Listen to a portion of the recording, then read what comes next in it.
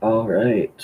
I'm going to wait for a second for anyone to join, and I will begin.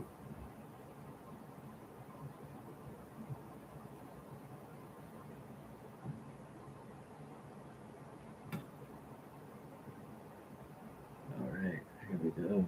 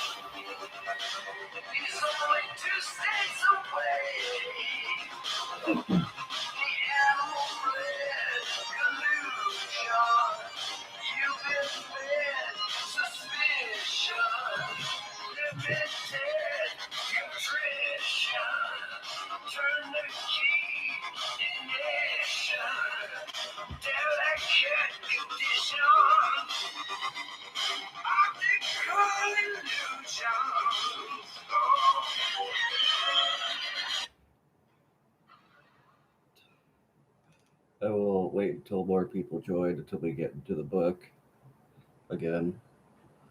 Sunday night, 2:30 a.m.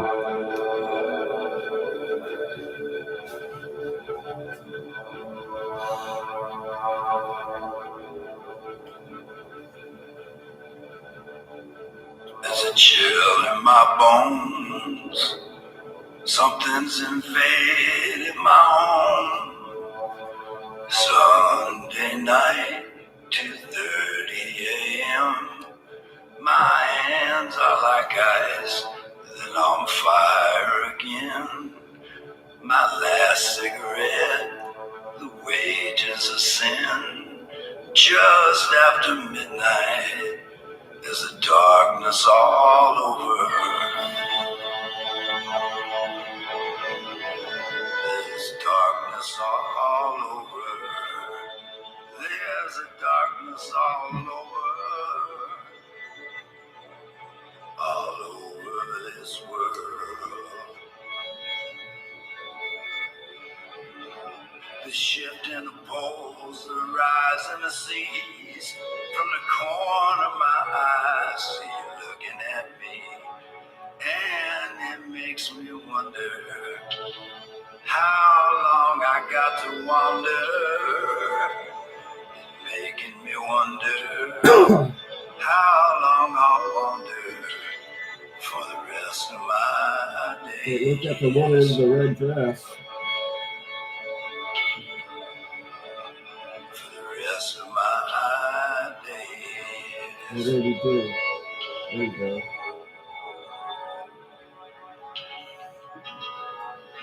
You know what I gave you? Don't think that you do. Gave you everything I had. Did you know that I loved you? I don't think that you do. Did you think that you knew me? Baby, you don't know me. You don't know me no more. Sunday night in the AM, 2:32. My trigger finger all blistered and blue from 24 hours of turning the screw. And it makes me wonder how long I'll wander. I'm gonna have to wander all the rest of my days. All the rest of my days. After midnight, long after midnight, there's a darkness all over. There's a darkness, baby, darkness all over. It's all over this world. It's all over this world.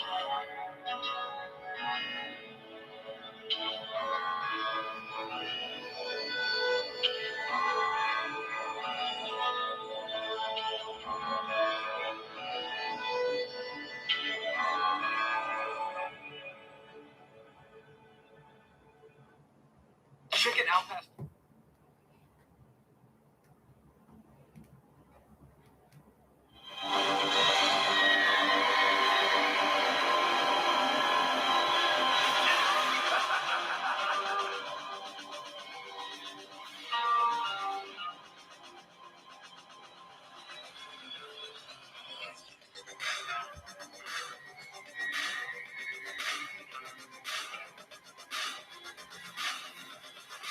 Living dead, confusion. What you said, you're losing. You were a child, the nightmare ran wild. The voice of the dead from under the bed, calling every single night. Every solitary night. Do you remember your daddy? How he lost his mind? Do you remember seeing the beast in his eyes? He's gone over the wall, and he's on his way home. Living dead, confusion in your head. You say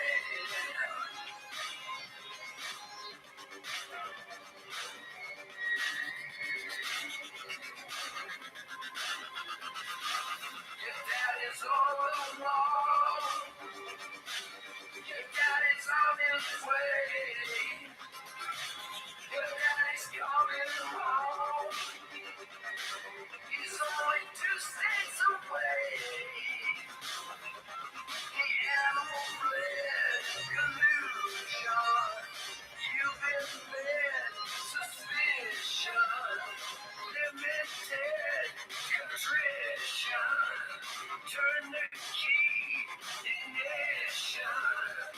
Delicate condition of the illusions.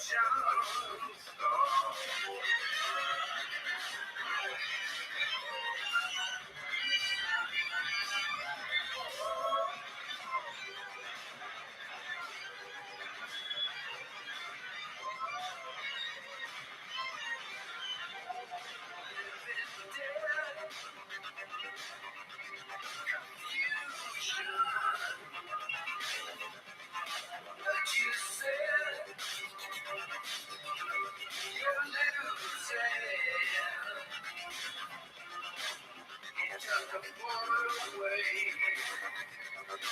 It's just a cry left away. It's just a phone call away. It's just a shadow away.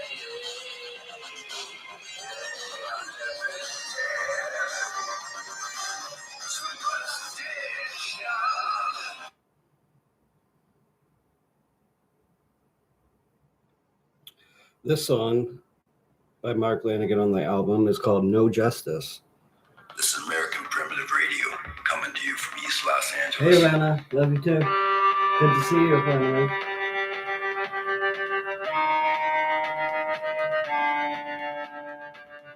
Ghost children brought up to be hard, from prison cell down to the graveyard. Who got the drugs to sell? Who got the money to spend? Some cats, they cut through and they cop hats, braces, and say so. Ain't got no drugs to buy, and all this money to spend. No justice here, no justice there. Nobody sees, nobody cares. Ain't no justice here, no justice there. Nobody sees, nobody cares. Dead as a vampire's kiss, it ain't no party. When you buy your last round and this, it ain't no party. Come here to tell you this, it ain't no party. No justice here, no justice there. Don't no one see, don't no one care. No justice here, no justice there. It's just a snake, swallowing his tail. I'm miles away and wide awake. I am in charge, on the take. Rolling these streets of rot and corruption. Blow back in epic panic eruption. Some cats, they cut through and they glow. Cop hats, suspenders, and say so. Ain't got no drugs to buy. Ain't got no money to spend. No justice here, no justice there. The animal smells, animal fears. All in the crimes, all in the tear. No justice here, no justice there.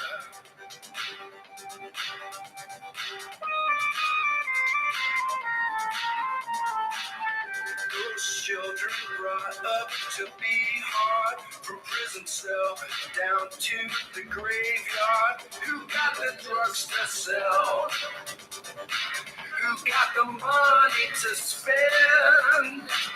Some cats, they cut through cop hats, braces, and say so. Got no drugs to buy. Ain't got no money to spend. No justice here, no justice there. Nobody sees, nobody cares. Dead as a vampire's kiss, it ain't no party. When you buy your last round and this, it ain't no party. Come here to tell you this, it ain't no party. No justice here, no justice there. Don't no one see, don't no one care. No justice here, no justice there.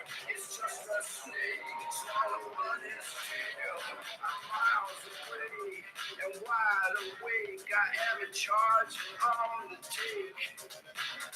No justice here, no justice there. No justice here, no justice there. Passage of time, so far removed from mine. Years as a young man that seemed to have lasted so long, disappeared in a wildfire. Now all I have left is this song I wrote for you. I stood in the water, but it was too cold. I stood out in the sun and it burned my skin. I slept straight through the spring was blue. I spent my life out in the rain on the street, or in a filthy hotel room, doing what I do, yeah, doing what I do. Don't you do what I do, people, don't you do what I do. Where you gonna sleep tonight? A tent in the underpass. The nighttime hours crawling by, but you long since ceased to care at all. So many here, lost animals in the back of your mind.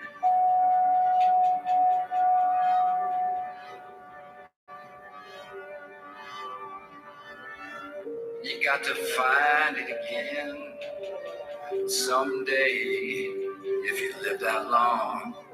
Yeah, if you live that long, we'll come back to you.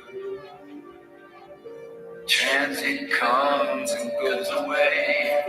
Another city on another day, searching for that place to stay. The train on the tracks, the passage of time. Life is gone in an instant, just like mine, just like mine. All I ever did was close my eyes. All I ever did was close my eyes. Yeah, life like mine. Don't live a life like mine. People, don't you live a life like mine. They say all the world's a stage, and life is a cabaret. I'ma keep standing on this stage in dirty combat boots and a quietly dying rage until the curtain falls. Let it float away.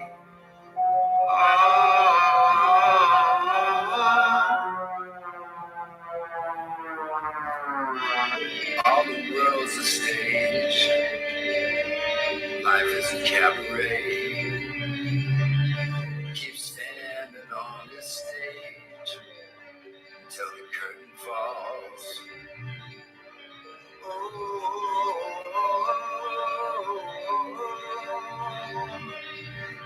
Lost animals, so many here,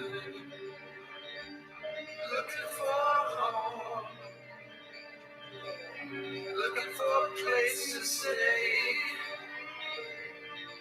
Lost animals, so many here, looking for a home, looking for a place to stay.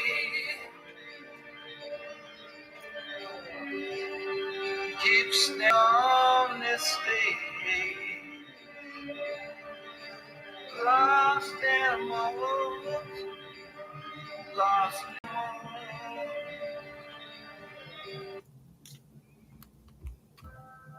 I know, I know, I know, I know. I know, I know, I know, I know. It's like you're standing on the surface of the sun.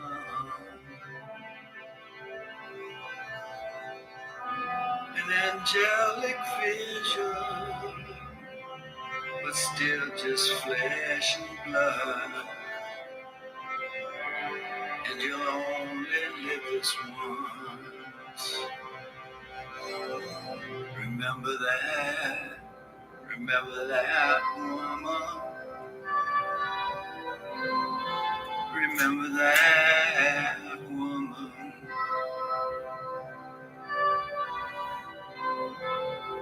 Chain lightning, chain lightning, chain lightning, wind and rain, dancing on the fever. You got the high heel shoes, you got the makeup on, and you only live this once. The stone wall is very, very hard when you hit it straight on, and it's all that I can do. It's all I can do. It's all I can do to keep worshiping you. To keep worshiping you.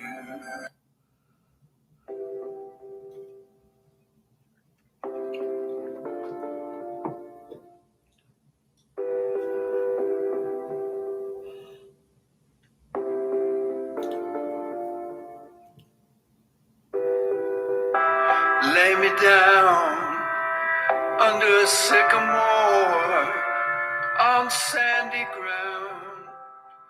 I'm not worth the time. Anyhow, you can see with a moment's glance how I pass on every chance. Every chance. How I missed every chance. Every chance I had for love. Lay me down, lay me down, lay me down, lay me down.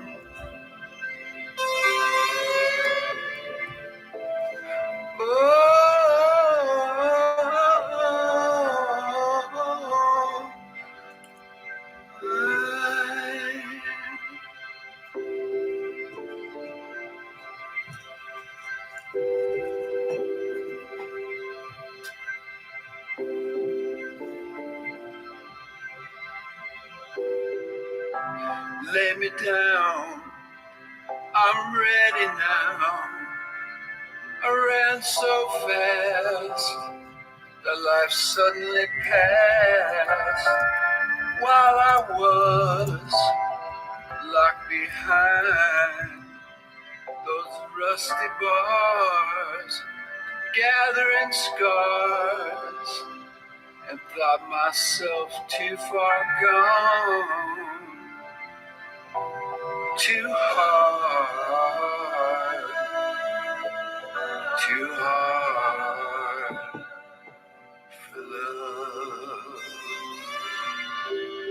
Lay me down, lay me down, lay me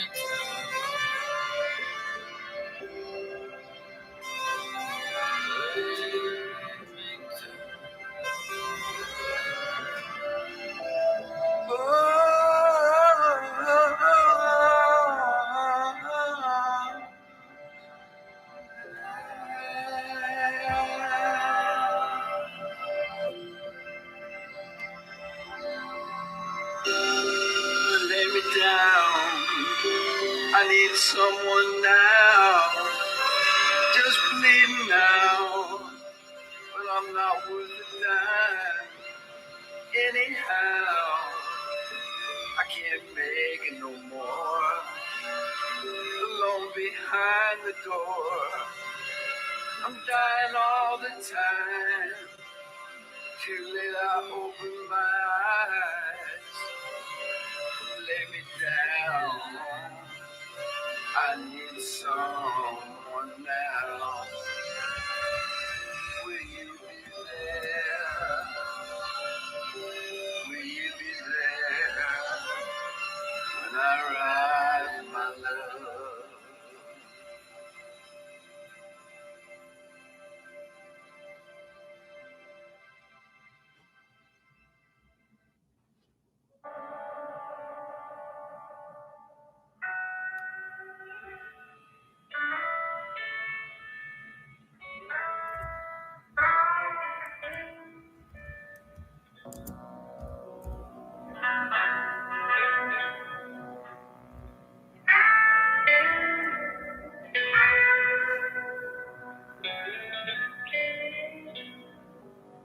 There ain't no way out. There ain't no way out. There ain't no way out. No matter what you heard, no matter what they say, you have made it this far. But at the end of the day,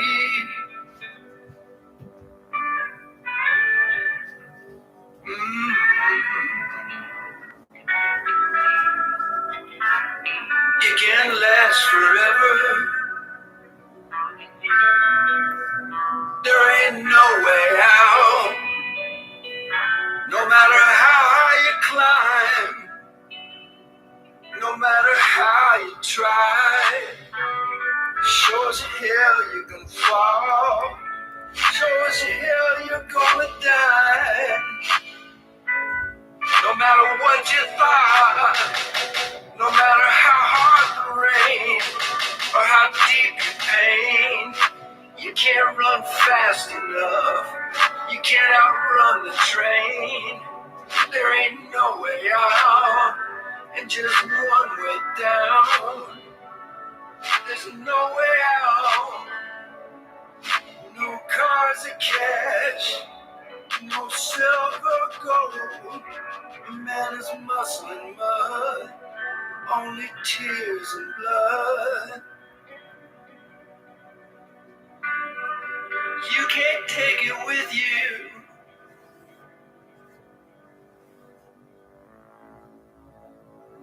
There ain't no way out. Oh, baby, I'm sorry, baby. I am so sorry, baby. I hate to break it to you.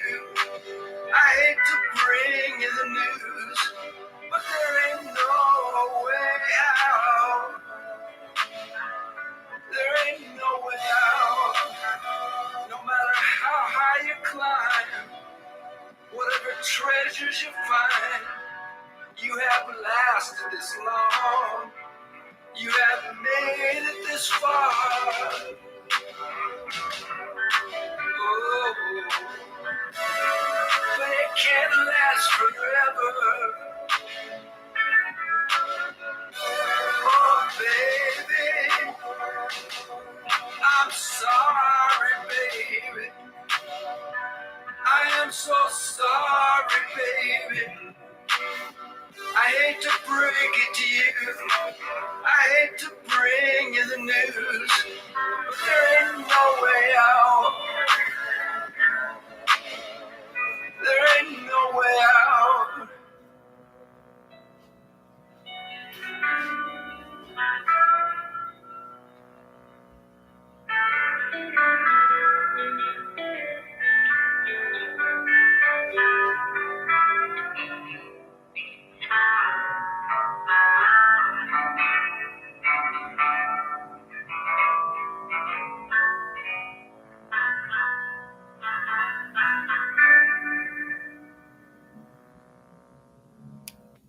I actually really felt that song.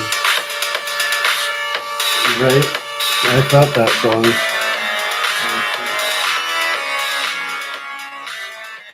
You stumble, you fall, took a beating and crawl, slipped way up above the trees, fell 8 miles high, You're sanctified. You're sanctified, yeah. You're sanctified. See the actor on the stage. See the poet turn the page. You got lost out in the fall. Just a hungry stray tenement dog. You're sanctified. You're sanctified, yeah. I'm done throwing babies out of windows. I'm a threat when I'm on the sea. I forget the way the wind blows. Can you come over and cover me? I kiss all my enemies goodbye. 10 toes into the dirt. And yeah, I'm sanctified. For what it's worth. Heaven distant and small. Come on, dance for me, little doll. The statue 40 foot tall. It's everything and nothing at all. You're sanctified. You're sanctified, yeah. You're sanctified. You're sanctified. You stumble, you fall. Took a beating and crawl. Slept way up above the trees. Been 8 miles high in the lead.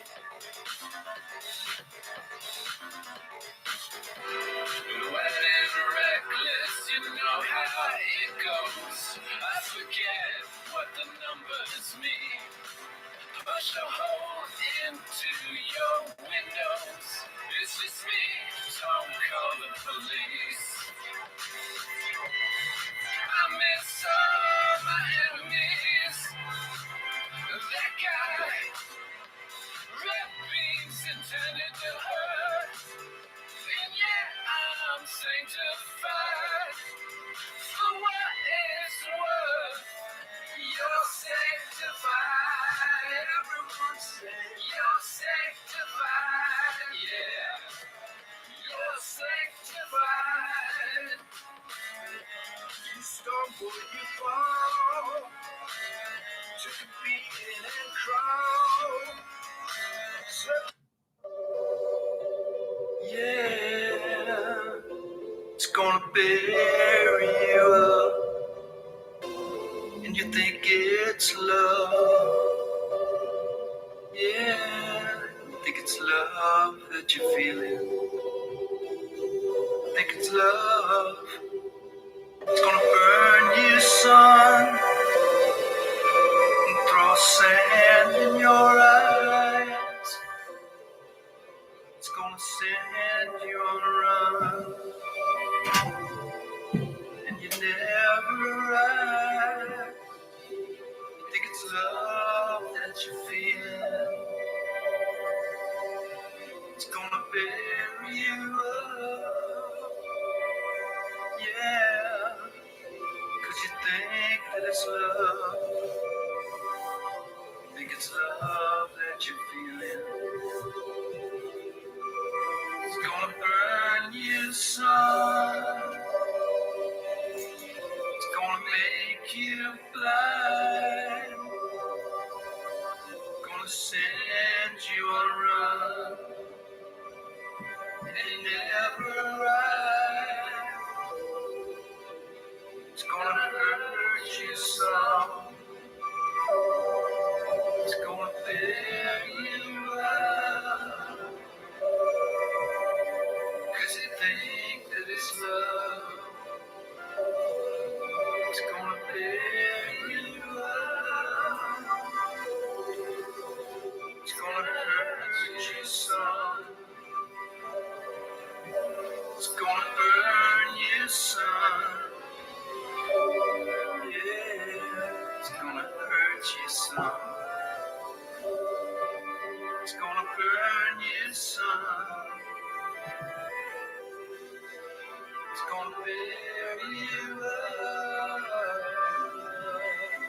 life with a gun in your face. Send the kid to outer space. If it's a marathon and not a race, then why they keep the shiny ones in the case? 25 years in a hole. 25 years, no control. 25 years without a soul. 25 years and 20 more. 25 years life on hold.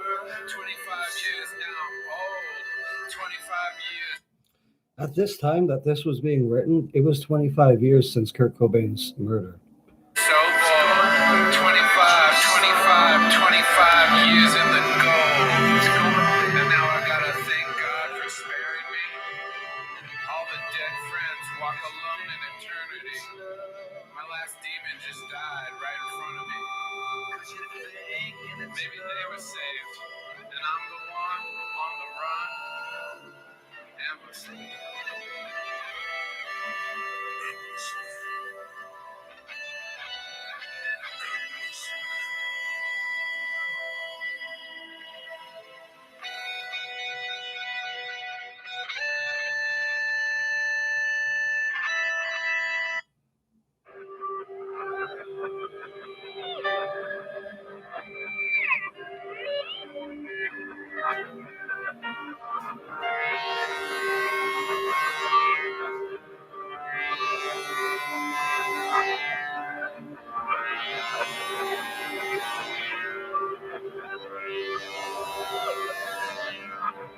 If they came for me today, I'd pull the pin on this hand grenade.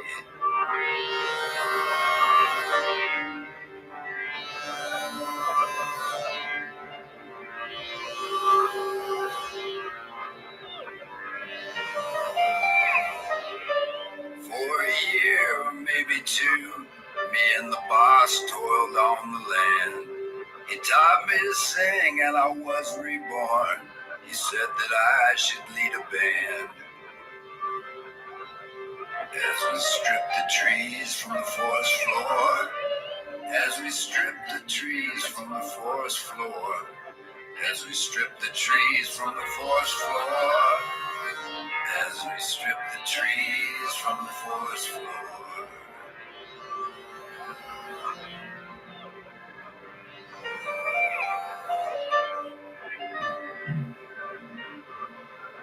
I nailed me together a small wooden box and buried hills I stole.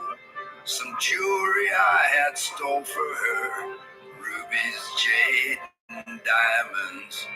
Buried where no one would find them.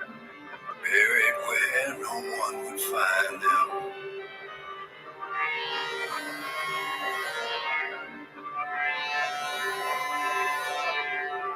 No, I didn't.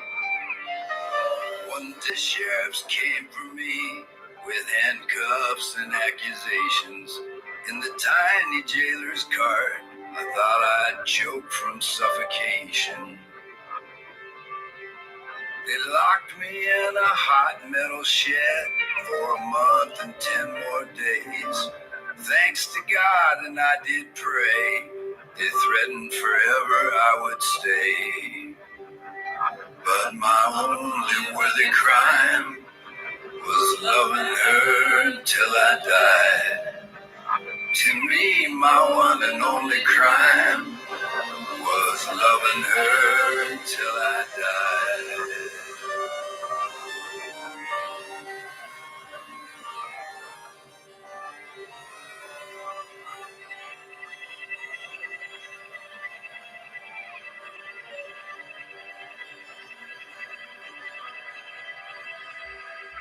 It's like he's saying a message, even with his book title, Sing Backwards and Weep, and the backwards audio in it.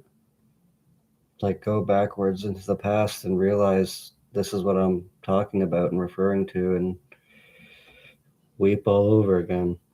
On a prison ship I sailed away to the frozen ocean in the month of May. It's true I did commit a crime by loving her until I died. It's true I did commit a crime by loving her until I died.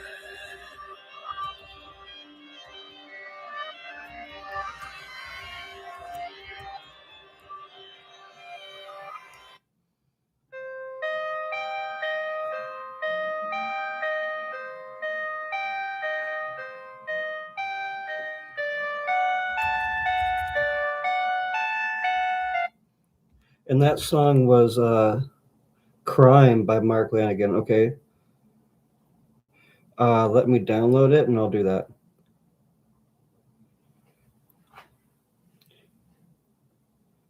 Because it does sound like there's reverse audio in there. I wonder if we reversed it, if it would sound normal. And if maybe we could pick up on anything his voice says.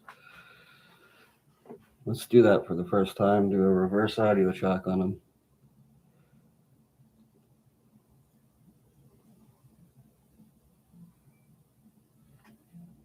One moment.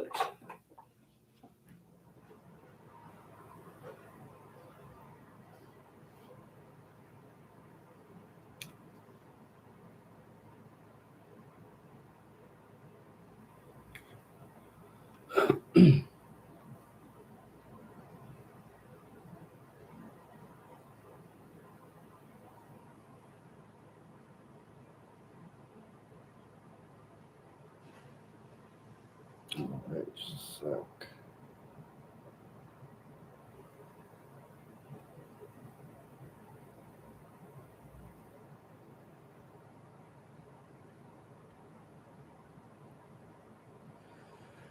All right, I have it reversing right now.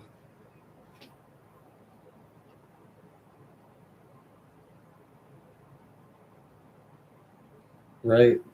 Because he is into the occult and everything, too. He'd be interested in that. And other bands that do it.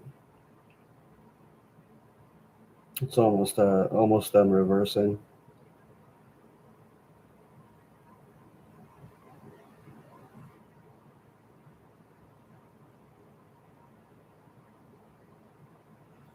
Yeah, it's called Crime. Yeah.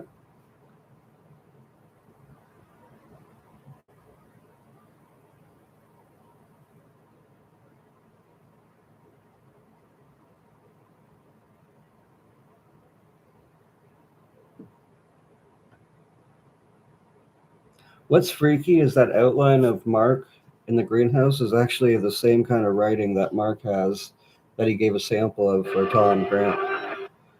All right, here we go with the reverse.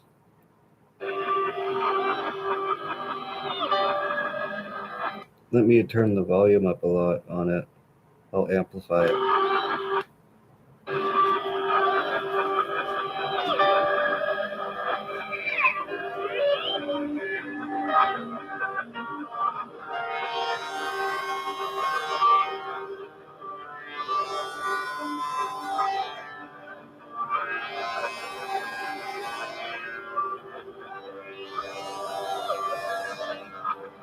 If they came for me today, I'd pull the pin on this hand grenade. Okay, wait, that did not reverse it. It just reversed the fucking image. Okay, just a sec. Goddamn.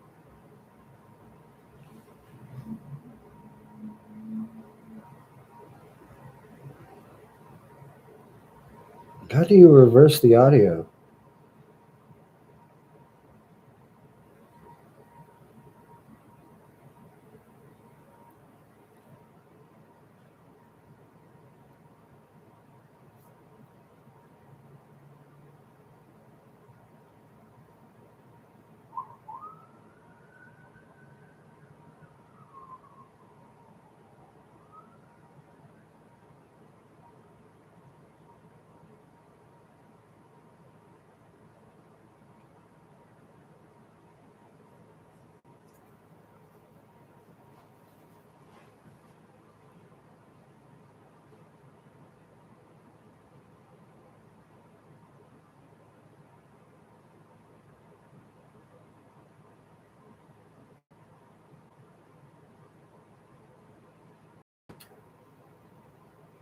Yeah, I'm doing that right now.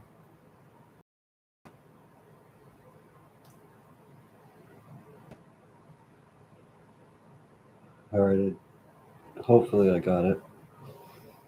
Let's see.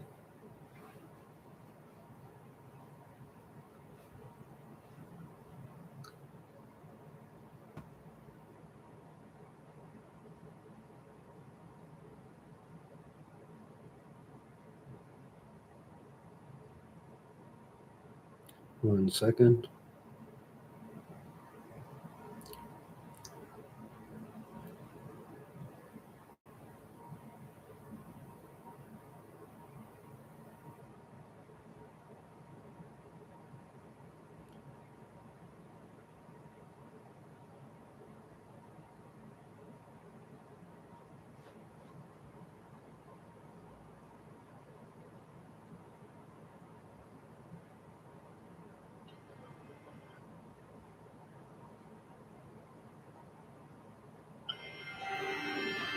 All right, I got it.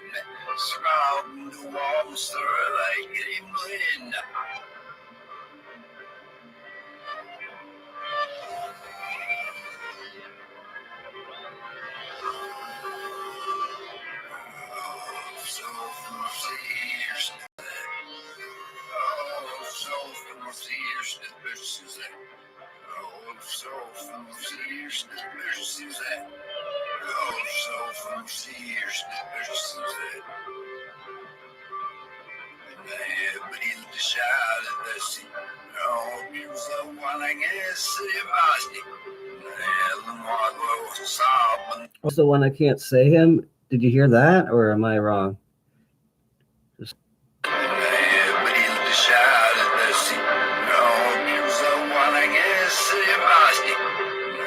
Oh, he's the one I can't say him?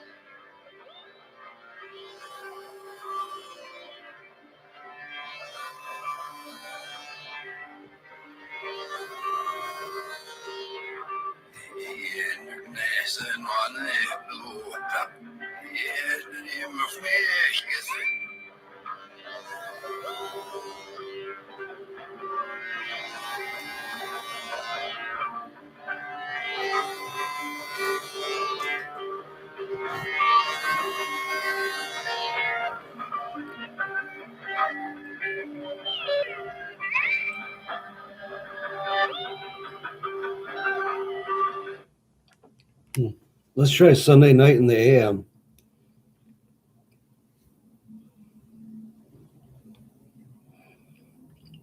Sunday night, Mark Lanigan.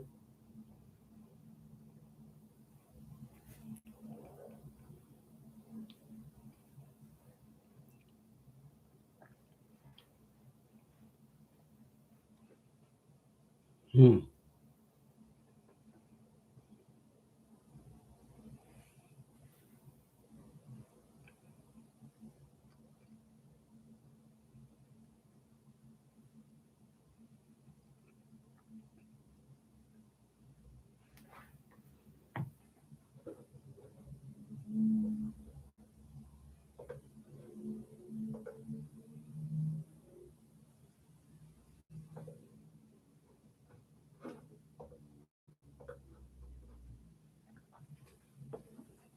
1 second. Going to reverse it.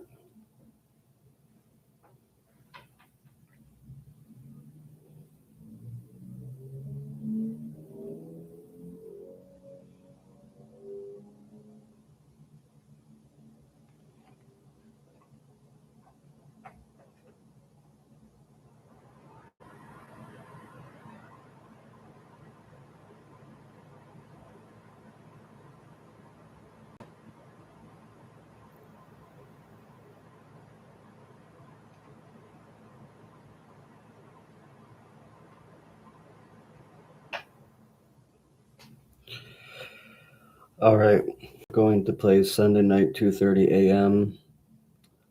by Mark Lanigan, backwards, reversed.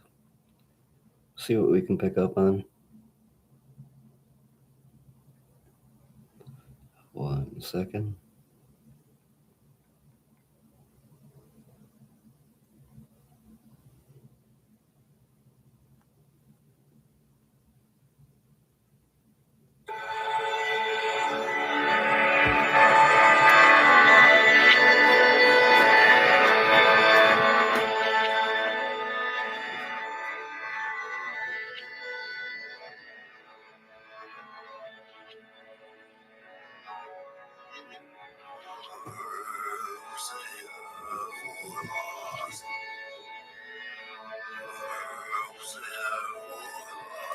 That sounds like Kurt was there.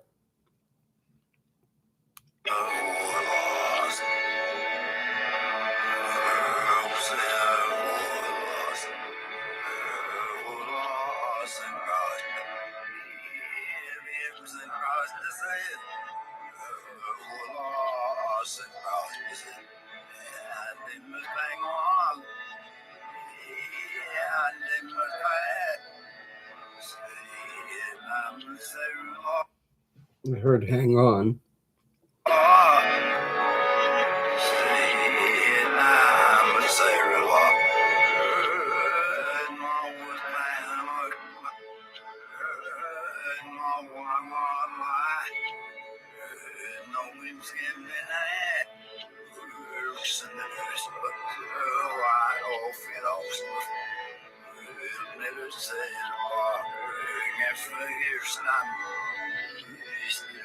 He didn't say a lot. I heard that.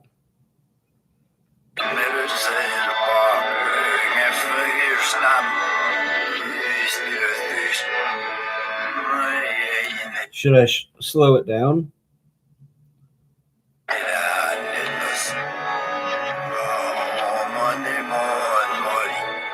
Monday morning, did you hear that? Holy fuck. Which would have been Sunday night in the AM. Right there.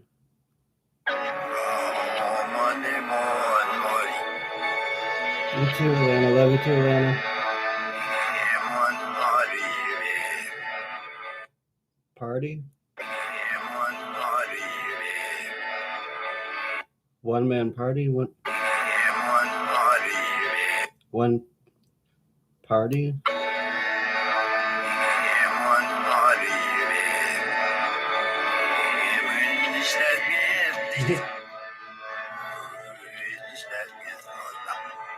His head in?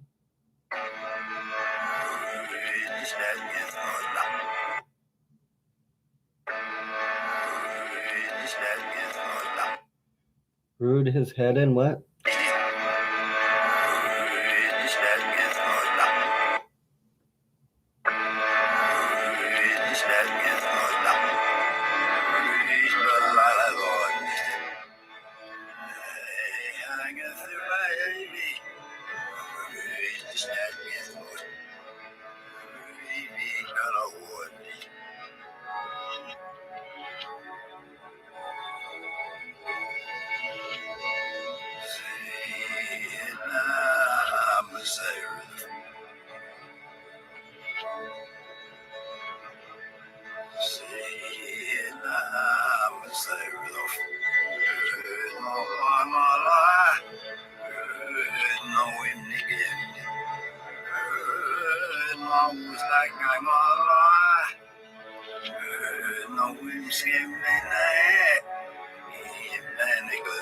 I'm an open seas and as I resort manipulation. Manipulation? Manipulation.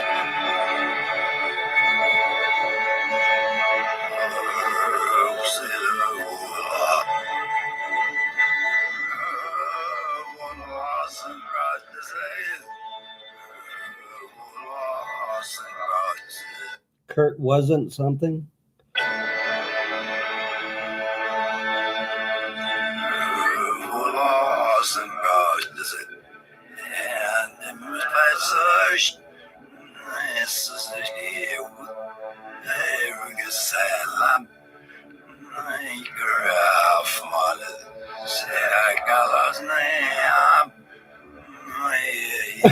That sounded like Zach. It was me. That's crazy, though.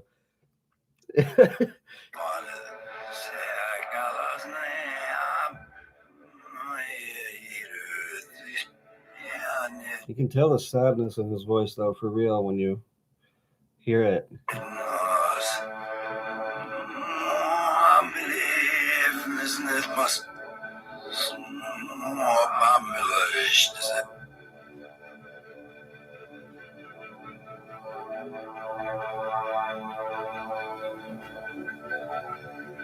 Maybe I should slow it down a bit. Let's try that.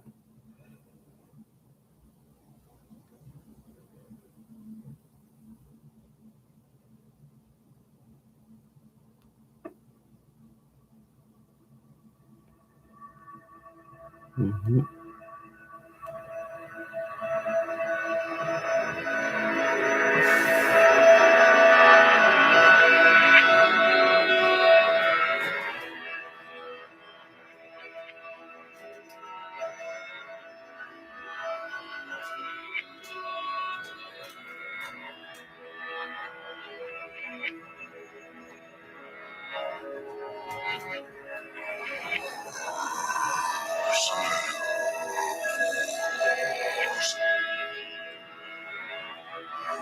Well, the song is called Sing Backwards and Weep, so it is interesting to think of.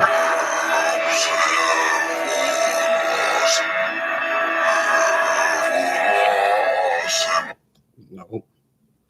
I'm gonna have bad dreams tonight.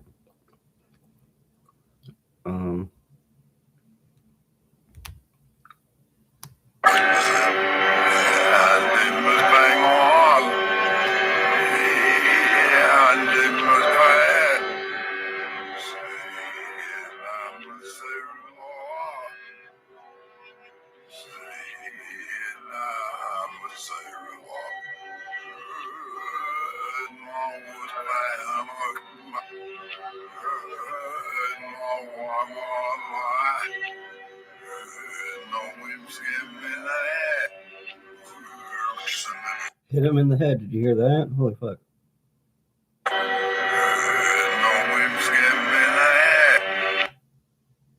I think I heard it.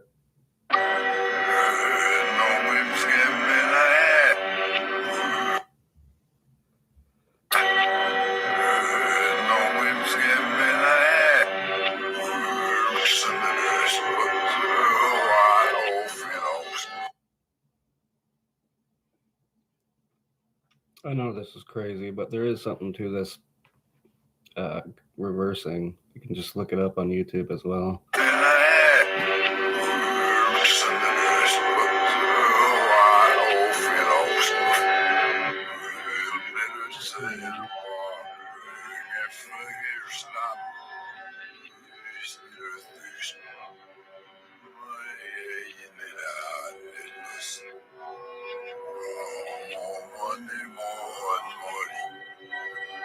Sounds like Monday morning.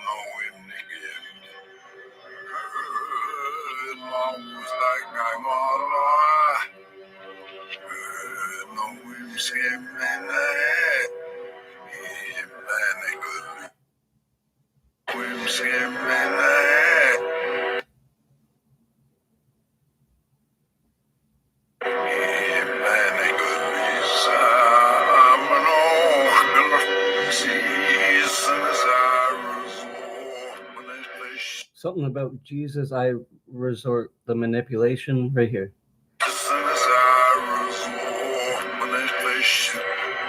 Wait.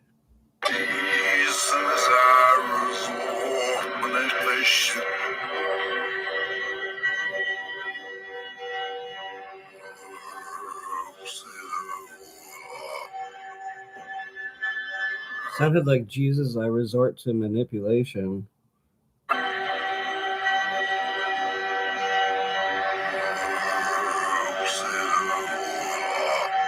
Just like, let me find that. Right there.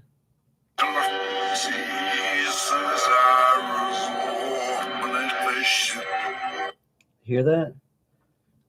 It sounds like, if we're making any sense to this, it sounds like Jesus, I resort to manipulation.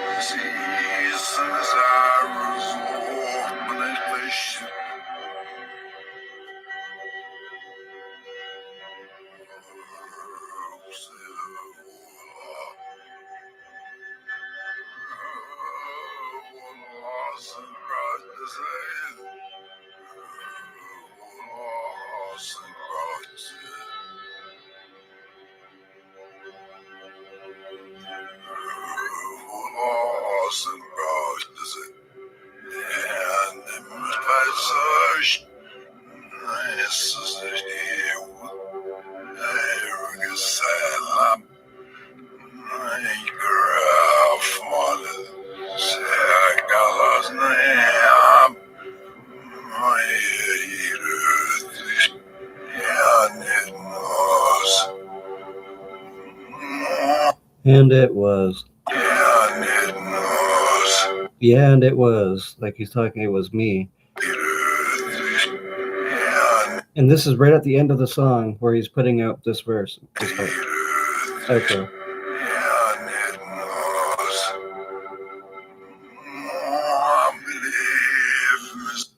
Wait, just a sec.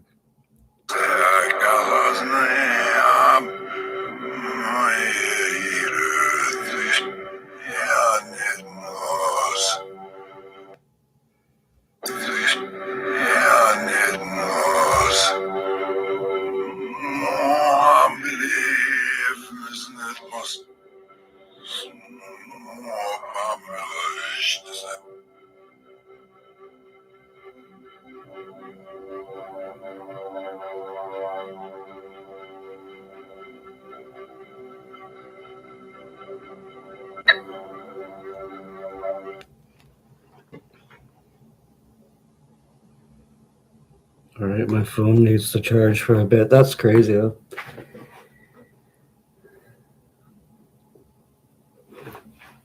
I clearly heard that one. And yep, I'm the one. Jesus, I resort to manipulation. The thing about Satan. And that came right before the thing about Jesus.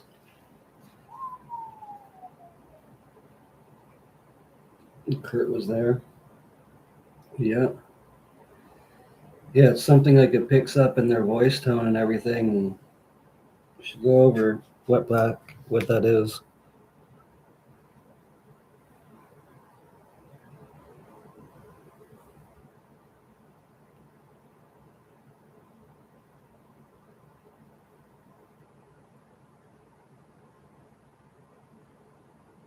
The following content contains adult subject matter, including descriptions of suicide, and is intended for adult consumption only.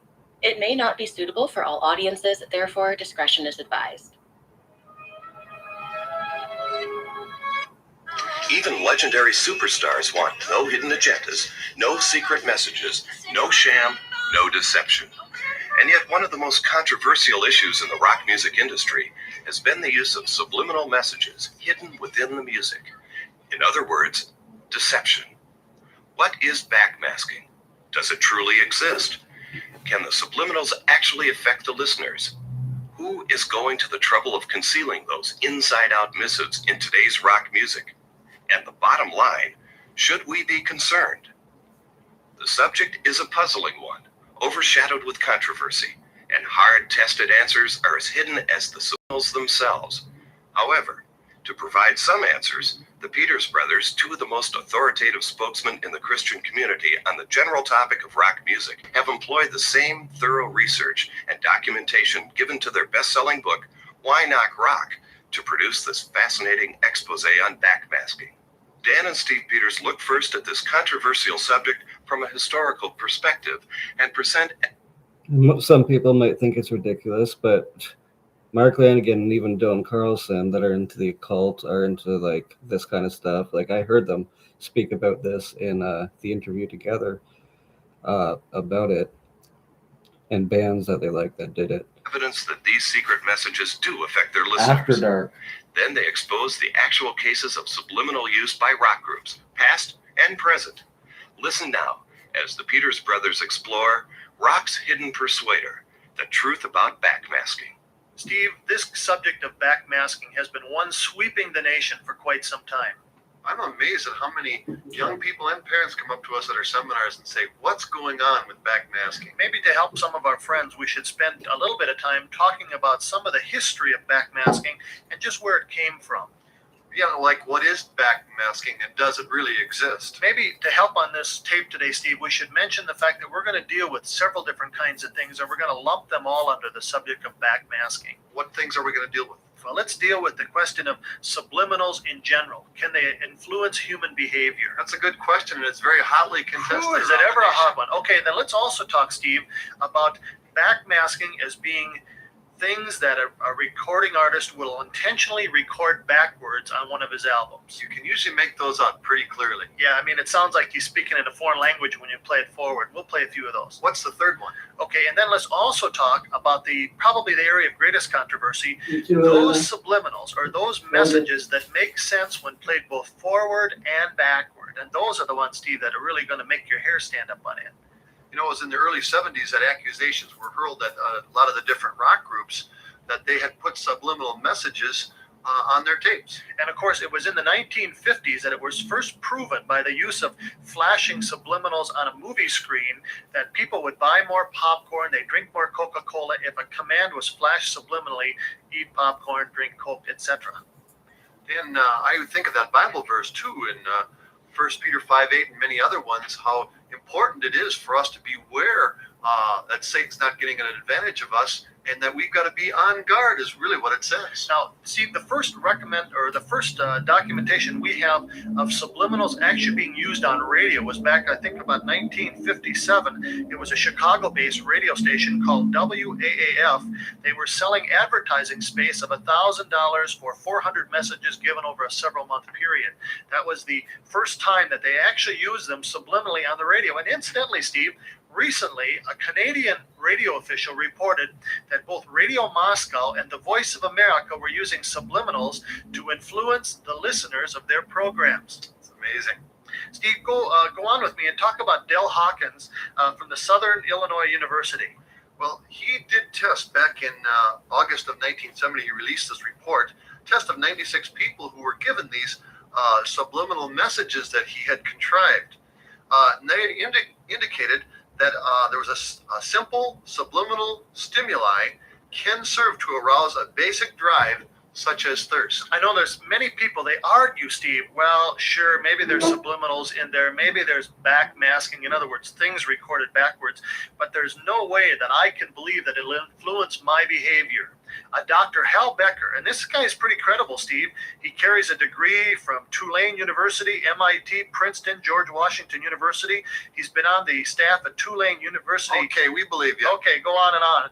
But anyway, Dr. Becker produced a couple of years ago what he called his little black box. I've always been worried about those little black boxes. Okay, and in the little black box, Steve, he claimed he perfected a technique whereby a endless loop cassette would constantly drop subliminals into the easy listening tracks that are played in many of the department stores.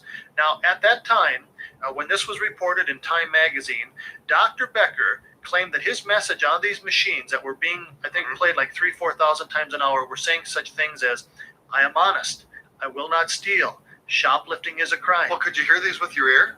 I guess not. They say you couldn't.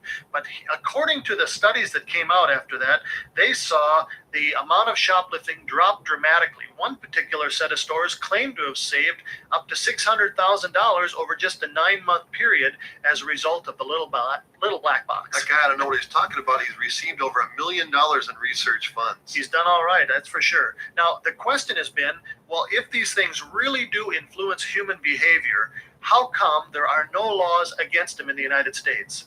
We did a little bit of our own study on that, and we found out that the FCC has issued some statements that they don't think that backmasking techniques would be in the interest of an unknowing public. Yeah, well, it was Bruce Parker, a lawyer for the FTC. He said, and I quote, subliminal technique is not specifically covered under any federal or state law. But you know, the FTC and the FCC kept passing it back and forth, and as a result of it, we never did get a law passed. Always somebody else's problems. Now, in the last few years, there have been new attempts in Arkansas, in California. Several years ago, our own United States Congress actually had hearings on the influence of subliminal messages and with the possible idea in mind of formulating some laws.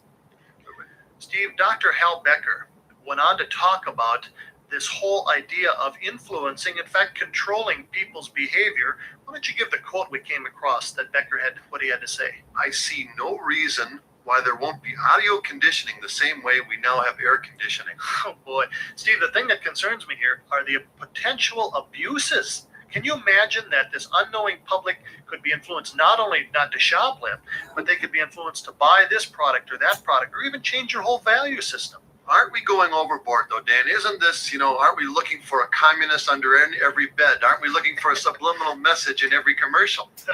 Well, I tell you what, even the American Civil Liberties Union has gotten involved in this whole thing. They're greatly concerned about some of the things that are coming at an unknowing public. Okay, well, let's go on, Steve. We got a lot of material to cover. We want to particularly play some examples of backmasking. We'll really get into that, so just hang on. We'll be with you in a minute. Okay, so let's give just a brief technical overview, talking just a little bit about what is a subliminal. Well, the subliminal is the subconscious or the deepest part of the mind. Okay, and what we have understood, and of course neither one of us are experts in the mind, but there seems to be a very fine dividing line between the conscious and the subconscious part of one's mind, and it varies in each one of us and from different times of the day, etc. Of course, the audio masking makes it a much harder sound to detect, Dan. They put noise in front of it, the rock group is playing, or there's something else going on in the record, somebody's talking, and they're slipping this audio masking at you. Okay, so let's, just for the sake of our discussion right now, let's say subliminals are purposefully designed with the motive of soliciting, manipulating, modifying, or managing human behavior. I'm not going to ask you to repeat that. Okay, but maybe just to give us a parallel and something that we can understand.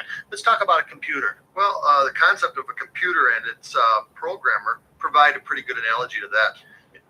The computer programmer has the ability to reason. He can decide right from wrong. The computer programmer would be similar to the conscious part of our mind. But the subconscious part of one's mind is like the computer itself. The average computer does not do any reasoning. And so, in other words, you put garbage into the computer, you'll get garbage out. The idea in mind in a subliminal is the subconscious mind has no ability to make ration or reasoned decisions. Is that why when we have dreams, Dan, and they say that's the subconscious coming into play, that we dream things we would never normally do and behavior we want to accept in ourselves? I think so. I think we can also go on to say our subconscious mind is just strictly a database, and its functions do not include the establishing of values.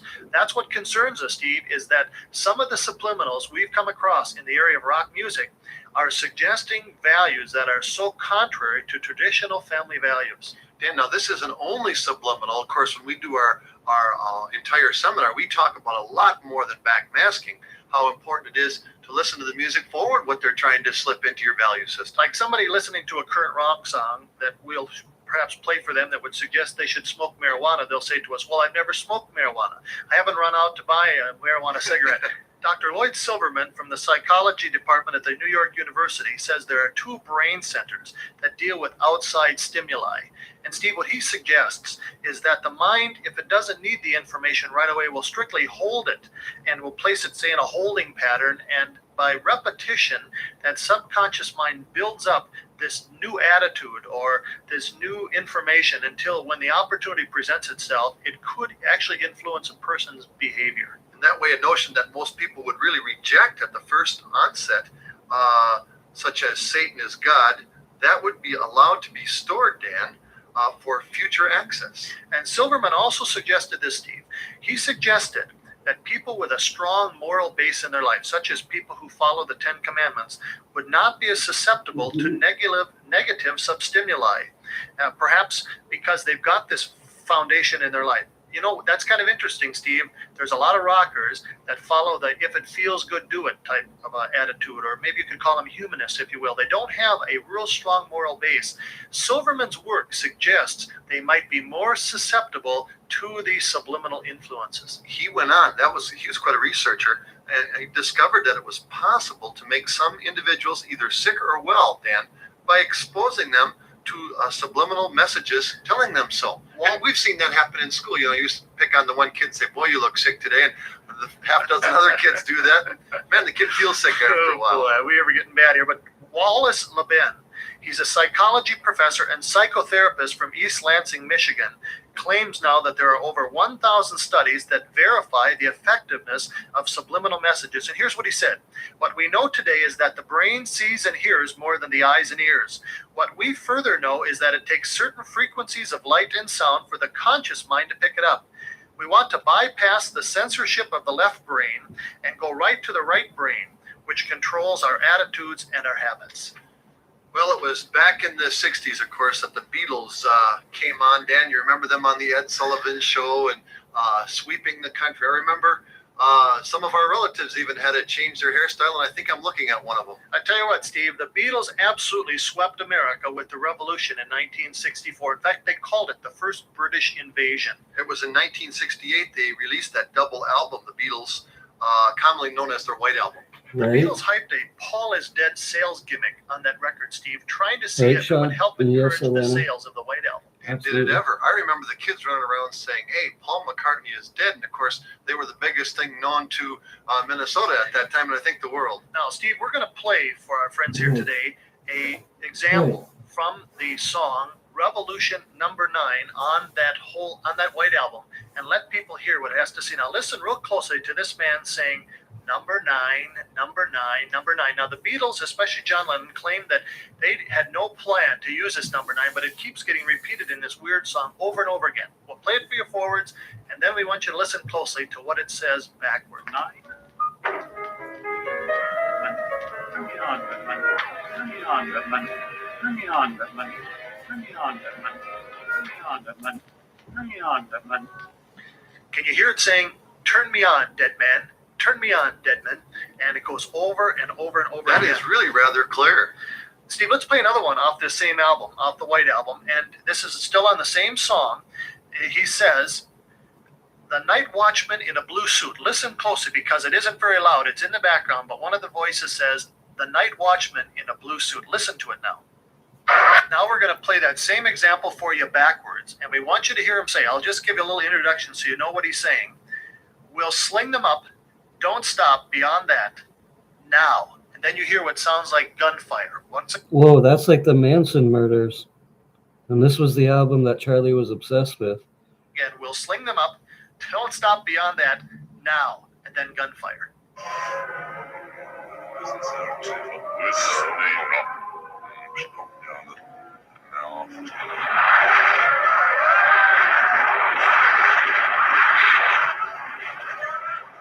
Now, Steve, Charles Manson gave the Beatles credit for influencing him to commit some of those horrible murders he did. In fact, didn't he write some of the song Helter Skelter up across the refrigerator in the home of those people he so brutally murdered? Of course, the Beatles claim no knowledge at all of any of this. They said this was purely accidental that got on the record. But there have been more and more people, including even the Rock Book of Lists, that mentions a number of different ways subliminally the Beatles tried to get across the idea that Paul McCartney was a dead man. Why is it that the record industry will never, and the artist will never, claim responsibility for what's going on on those platters? Steve, I think part of the reason is that they're afraid that people will be upset about it or get mad about it. There may be laws they'll attempt to get legislated against them. Maybe there'll be an outcry and people will stop buying their records. I'm not real sure. Or could it be that they like to do that in order to sell more records? There's this hype. Hey, you got kids, you got to buy this record. There's some backward stuff on it. In his book, Media Sexploitation, Key mentions a remake of the Blue Suede's Hooked on a Feeling song, Dan. That's right. It was an original B.J. Thomas hit, but Blue Suede actually re-recorded this song, and they had an interesting obscenity hidden in the background. Steve, let's go on to another example for them at this time. Let's talk a little bit about Electric Light Orchestra. Why don't you introduce this one for us? Yes. This is what it's saying here forwards is A Voyager of No Return. It's off there.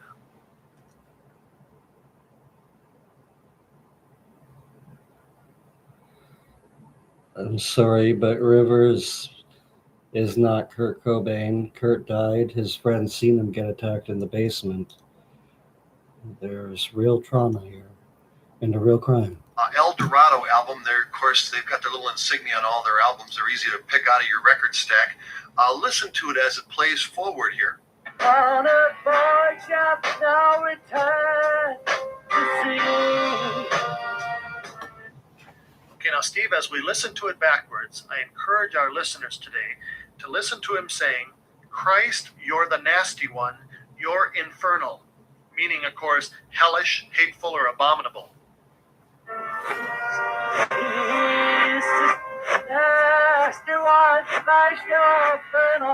Steve had another hit the following year, in fact, with their album Face the Music.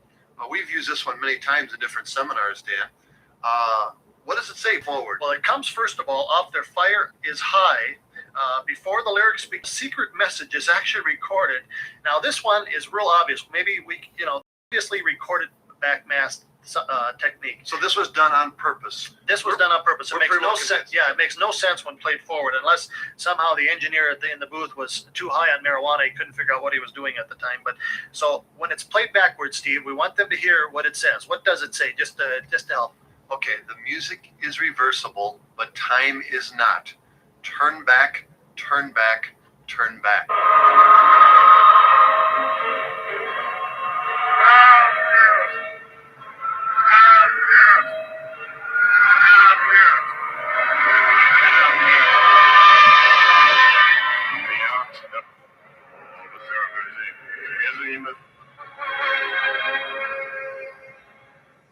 I hear you. The music is reversible. Oh, okay. But time.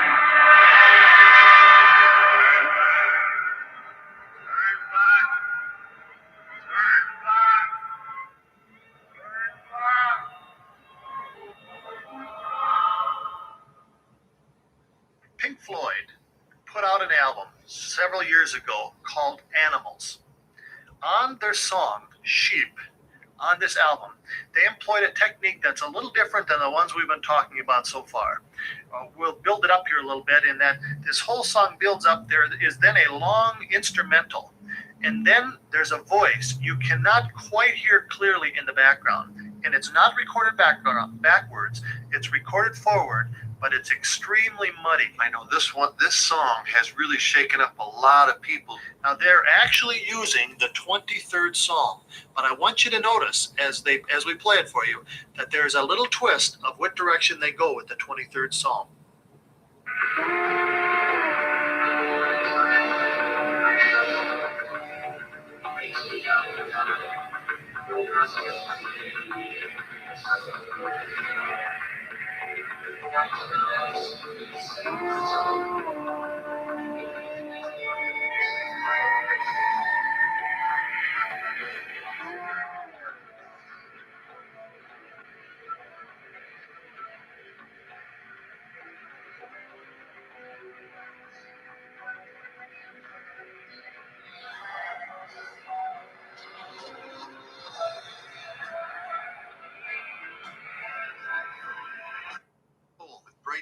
lives, he releaseth my soul. And interesting how it begins to change here. He maketh me to hang on hooks in high places.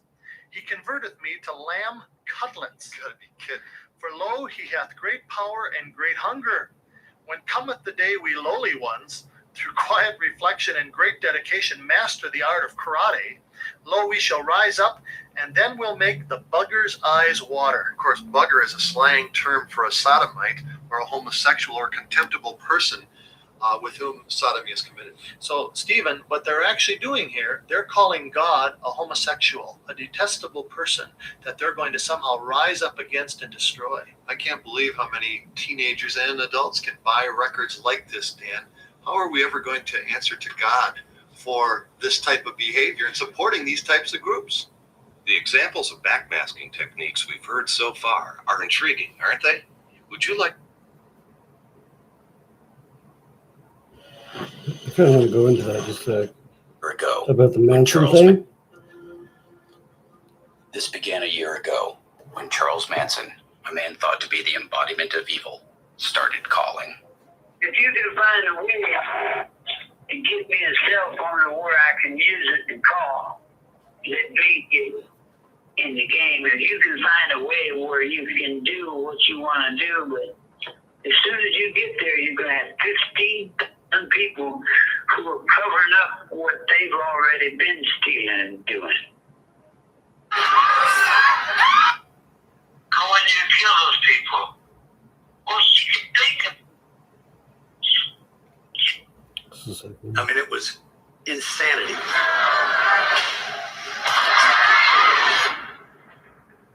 During the trial, Manson carved an X in his forehead, which he later turned into a swastika and shaved off all of his hair. Watson didn't have that kind of money, so he called his girlfriend in the city. She introduced him to another drug dealer named Bernard Crowe, who was thought to be associated with the Black Panthers. It was then that Watson came up with a scam. He would buy 25 kilos from his dealer, then sell 22 kilos to Crowe at a markup for $2,750. That way, Watson could buy the drugs from the dealer and deliver what he promised to Bernard Crowe, all the while keeping the difference in money and drugs for himself and his girlfriend. To make that work, neither of the drug dealers could meet, so Tex Watson planned to have Bernard Crowe pay up front. If you come next say, as you do all the talking, you got to be all right. That's like everything fucked up. When the time came, Crowe wouldn't hand over his money to a hippie he didn't know, so he kept Tex Watson's girlfriend as collateral while Watson went to pick up the drugs. When this complication arose, Watson burned them both. He just promised to deal some drugs for him and took the money and ran. What happened was Tex made a deal with him evidently, and then fucking blows out on that deal. We didn't get anything out of it. It had nothing to do with us. It was all about Tex. Trust me. After that, an enraged Bernard Crowe set out to find the man he knew as Charlie Watson. When Crowe called the ranch and asked for Charlie, meaning Charles Watson, TJ got Charlie Manson on the phone because he knew Watson as Tex. And when Crowe said, I want my money, and I'm coming up to the ranch to burn the place down and rape all the girls there, Charlie said, no, you're not. I'll come down and talk to you about it. The deal drugs, you gotta be real. That's underworld. Underworld means anybody can take that away from you and there's nothing the law is gonna do about it. Before the cops catch drug dealers catch drug dealers. I was worried about us getting killed. We had babies there and all kinds of stuff. And all these, like, young I read that people, too. okay? And they were trying to kill us. And that's why Charlie went to Bernard. To stop him before he killed somebody. Bernard Crowe had Tex Watson's girlfriend tied up, and I guess words changed, and Charlie pulled out the gun and shot him. Yeah, I shot the Crowe. She said that Bernard was going to kill her. So we went down to help her and ended up shooting him to help her. Bernard Crowe didn't give him a chance. He had to shoot him or he was going to get shot. And Bernard Crowe just said, you better shoot me now. Right here. Do it. You know, and Charlie shot him. Bernard Crow survived this shooting, although as Manson often detailed, he was unaware of this. This is a message to the underworld and being righteous with the underworld. In other words, you don't get caught off base so you get tagged out. It's a book issue. You saw all the people that he was with, just children. They were weak, they wouldn't know how to hold their mud, and rather than try to convince them that they should, he just manipulated them to try to make them so complicit in violent crimes that they would not snitch on it. In the alternative theory, Charles Manson shooting Bernard Crow left him with two problems. First, he had to be sure no one in the commune would talk to the police, so he planned to encourage them to commit violent crimes for the group just like he had done. Manson's second problem was that he believed the Black Panthers would retaliate for the shooting, something he told the members of the group. He was very worried about the Black Panthers attacking the ranch. I heard Charlie was recruiting the Straight Satans to be guards. To protect the commune and himself from the Black Panthers, Manson enlisted a motorcycle club called the Straight Satans. In this audio recording from the LAPD, former Straight Satans president Al Springer described their arrangement. Charlie said, "Oh, wait a minute." He says, "Maybe I can give you a better thing than you got already." I said, "What's that?" He says, "Move up here. You can have all the girls you want. All the girls," he says, "are all yours." 3 days after the Bernard Crow shooting, Linda Kasabian arrived at Spawn Ranch for the first time. She was a nice girl who was looking for, I don't know if she was looking for Jesus. She was just looking for life and looking for what was real and what wasn't. You don't find too many women who stand up to any kind of fight.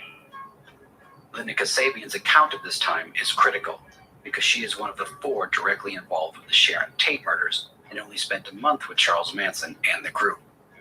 When she was later arrested, she gave her first account of what happened to her lawyer, Gary Fleischman.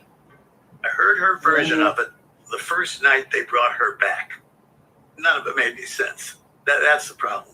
It was nonsensical, and that's where Vince came up with the helter-skelter theory.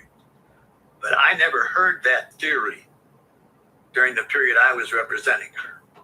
She didn't know anything about it. Days after the Bernard Crow shooting, Bobby Beausoleil committed the first murder. The prosecution said that Manson needed money, but the specifics of this motive were never fully explained, only generally tied to Manson's preparation for a race war. Manson wanted money. He wanted money because he was preparing for the revolution. The prosecution contended that Manson sent Bobby Beausoleil and 2 women, Mary Bruner and Susan Atkins, to the home of an acquaintance named Gary Hinman. Their orders were supposedly to retrieve money from Hinman and kill him if he refused. It's all crap. You don't have to look it up, you just have to look at it. Nobody sent me over to recruit Gary to the family. He was as much a part of the so-called family as I was, and he wasn't a part of the family.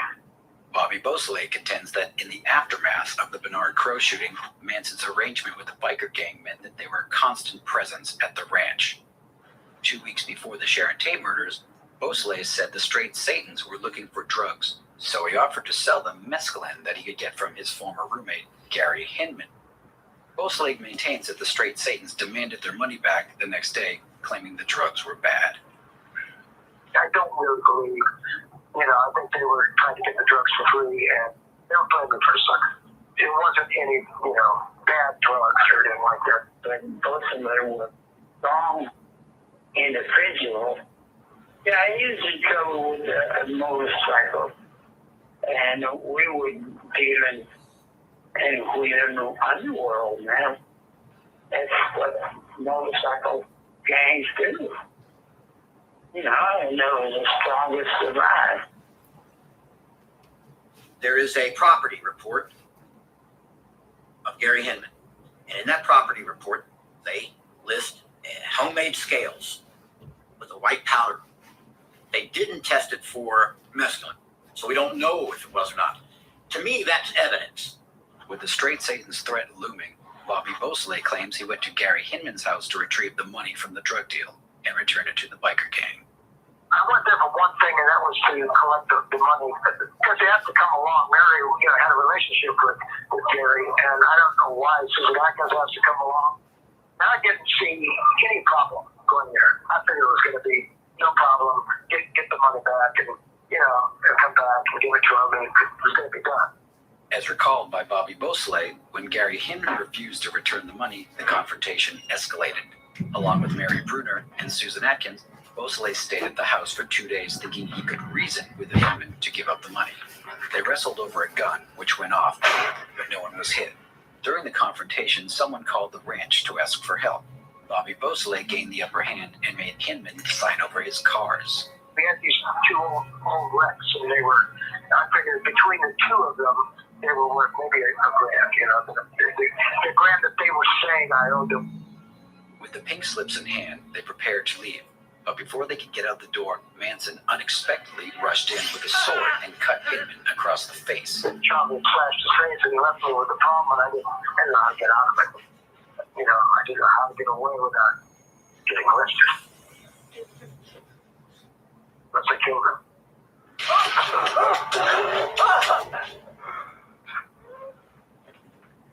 After Gary Hinman's death, someone wrote on the walls in Hinman's blood.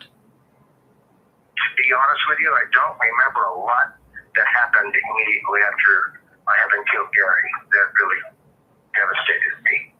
My memories of what happened afterwards have never been really clear. A Black Panther paw print was drawn on the wall, along with the words "political piggy." It was in everyone's mind. Everyone believed that Charlie had killed the Black Panther according to what he had told everyone. There was an intent to try to throw the investigators off the trail. From this perspective, Gary Hinman's murder was directly related to the Bernard Crowe shooting. They staged the crime scene to frame the Black Panthers because they feared retaliation.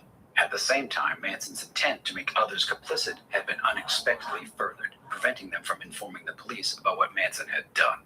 According to police records on Wednesday, August 6th, 2 days before the Sharon Tate murders, Bobby Beausoleil was arrested in one of Gary Hinman's cars. I was in San Diego when that happened.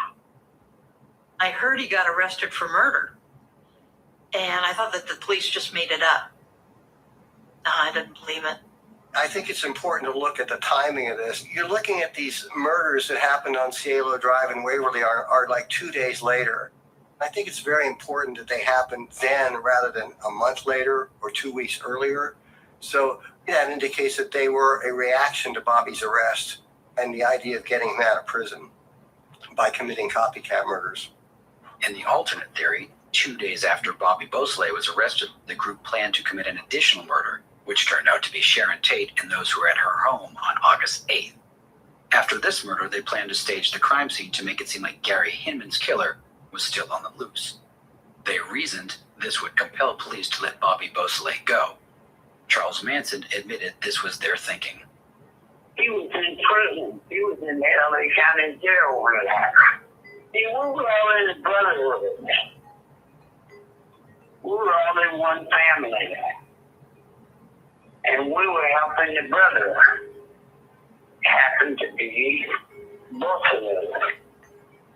He told other people he was trying to send a message to me into the jail so that I wouldn't snitch on him to make the police think they're the wrong person.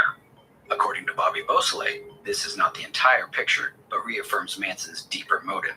Committing a copycat murder at Cielo Drive to free Beausoleil would make others complicit and prevent them from talking to the police about the Bernard Crowe murder. Depending on the orientation of whoever he was talking to, he would say things that would support some sort of agenda that he had. Manson's agenda comes full circle when you consider that he still harbored a grudge against Terry Melcher for the song Manson had contributed to the Beach Boys, which is why, according to the alternate theory, on August 8, 1969, 2 days after Bobby Beausoleil's arrest, 4 members of the commune ventured out to the Melcher house.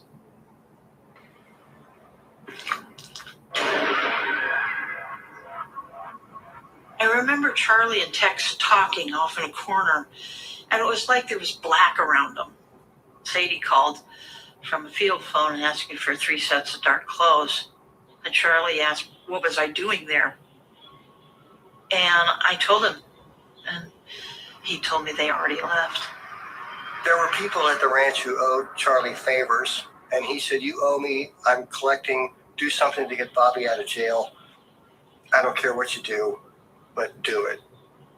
I gave my life for what I thought was a brother. Every time I do that, man, I always end up on the short end of everything because I'm stupid. I can't do school book stuff. I'm a stupid hillbilly is what it boils down to. I know he told Tex Watson, "You either take care of the problem or get on the road."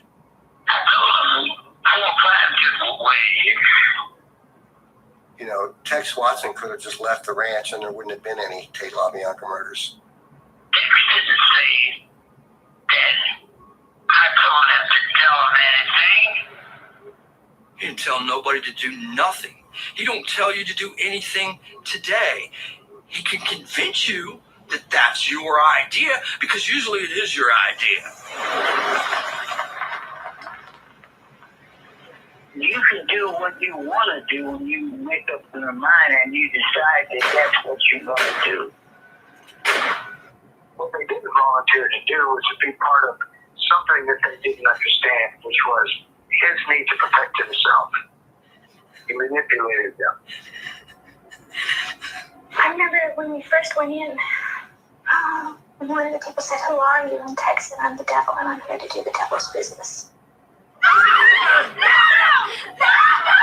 What I saw happening in Tex, it was just like seeing somebody go crazy.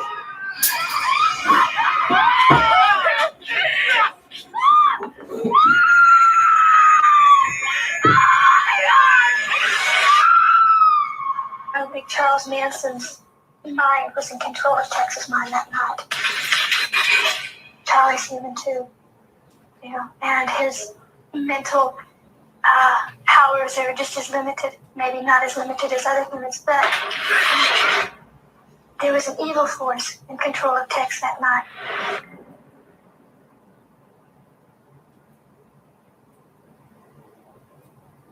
They had died so horribly. I don't know if people really think about how, you know, just how much they suffered.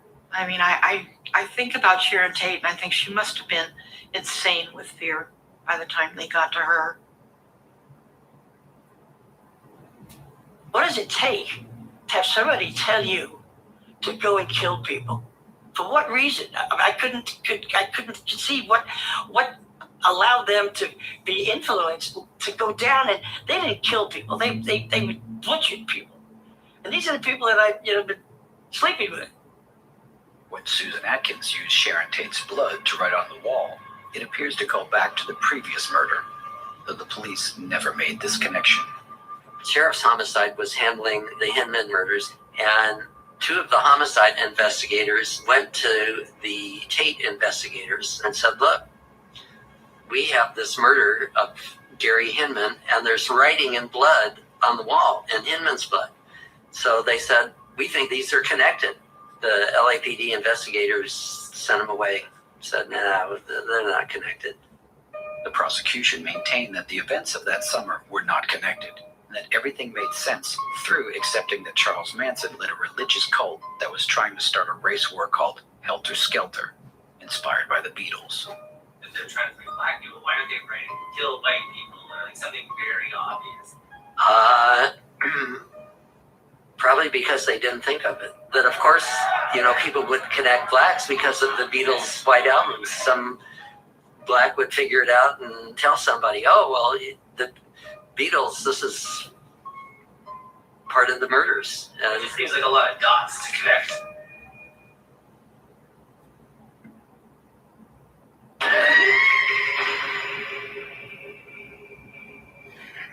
If members of the group killed Sharon Tate and others as a copycat murder in order to free Bobby Beausoleil, then why did they commit more murders the next night? Don't forget too. The second night at the LaBianca's was to cover up for what he had done the first night, which was kill a house full of people because he didn't anticipate that. He didn't realize it was going to be this big thing that had unfolded up there at the house in Cielo. He didn't know that Terry Munster had ran the place fiasco.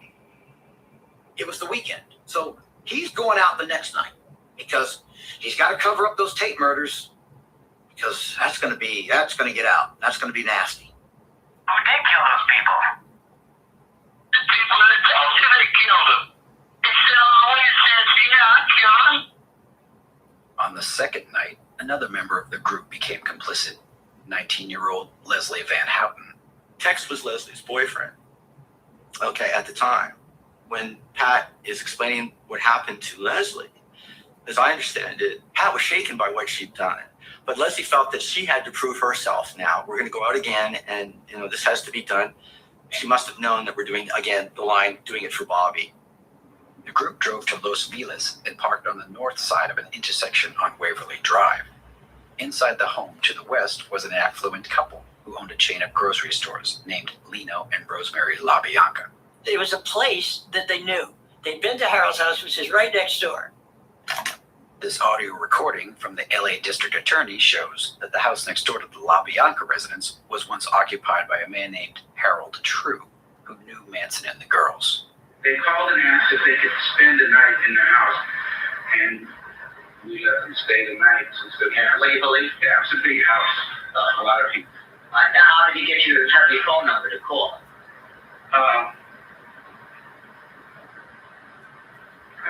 Well, I guess maybe I gave them a map. When I skipped the country, Harold True gave me his passport. And then when I got out and I went to see Charlie, I took Harold along, and Harold is a big old lumpy guy, and he thought he might get laid. They were camping out and with the bus there and living in Harold True's place, and the neighbors called the cops. They had to leave there because the neighbors called the cops. And the neighbors were the LaBiancas. Charlie picked people he had grudges against. He didn't just pick people at random. This adds to the alternate theory that the second night Manson continued manipulating the others, but not because he would rule the world after a race war. Instead, it was a series of interconnected events. It began with the Bernard Crowe shooting, which led to the Gary Hinman murder and Bobby Beausoleil's arrest, which culminated in the Sharon Tate and LaBianca murders, making a significant amount of the commune complicit in satisfying Manson's outstanding grudges. There is one additional piece that appears to support this theory. According to Tex Watson's account, summarized from numerous public statements, he and Charles Manson went up to the house and got in through the back door. Manson woke up Lino LaBianca, tied him up, retrieved Rosemary LaBianca, tied her up, threatened them, and robbed them. Manson has always disputed Tex Watson's version of these events. What did he tell you about me? Everything that's going to help him, right? You are for you. I am for me. I'm for Charlie. I didn't kill nobody. It is undisputed that Manson drove to the LaBianca house and that he went into the house for some period of time. According to transcripts at trial, Linda Kasabian is asked, question, how long after he left the car did he return to the car? Answer, I remember we all lit up cigarettes and we smoked about 3/4 of a Pall Mall cigarette, however long that takes. What did Charles Manson do once he left the car?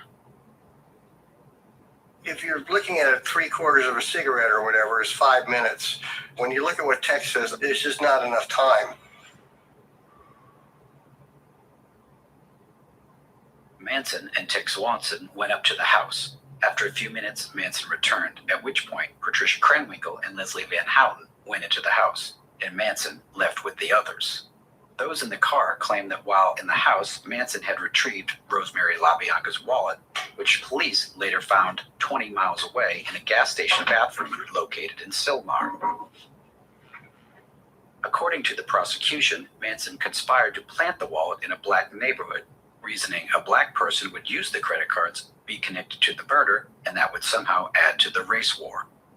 But this motive is contradicted by the evidence. Census data retrieved from the 1970s shows that Sylmar was not a black neighborhood. Obviously, he got screwed up.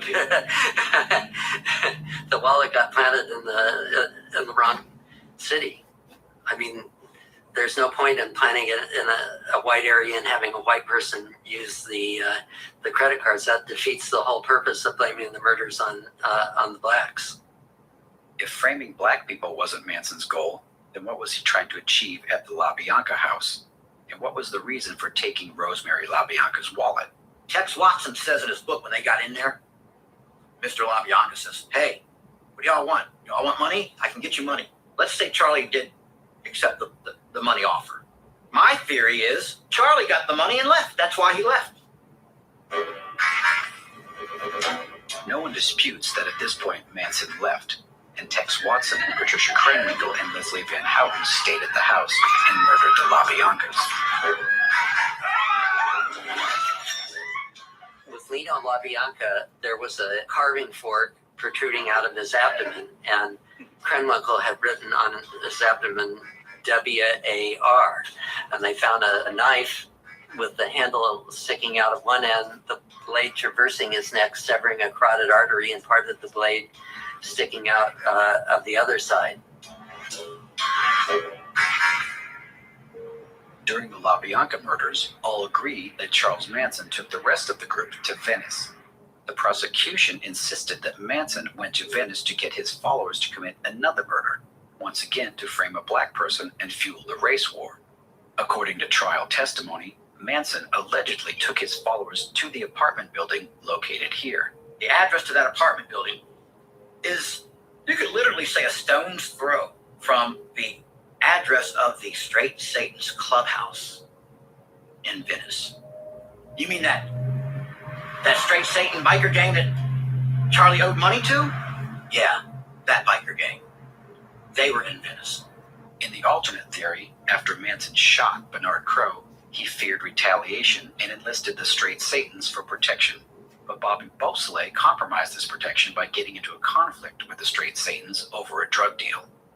If Manson took enough money from the LaBianca residents, he could have gone down to Venice to settle the debt that Bobby Beausoleil owed the Straight Satans from the Gary Hinman drug deal. This would have regained their protection from the Black Panthers. It's what, 4 in the morning? 3, 4 in the morning? After the LaBianca thing? They didn't go back to the ranch. They went to Venice at 3. That's how pressing this was for Charlie. They couldn't wait till Monday to do business. I think they went to Venice to pay off the Straight Satans.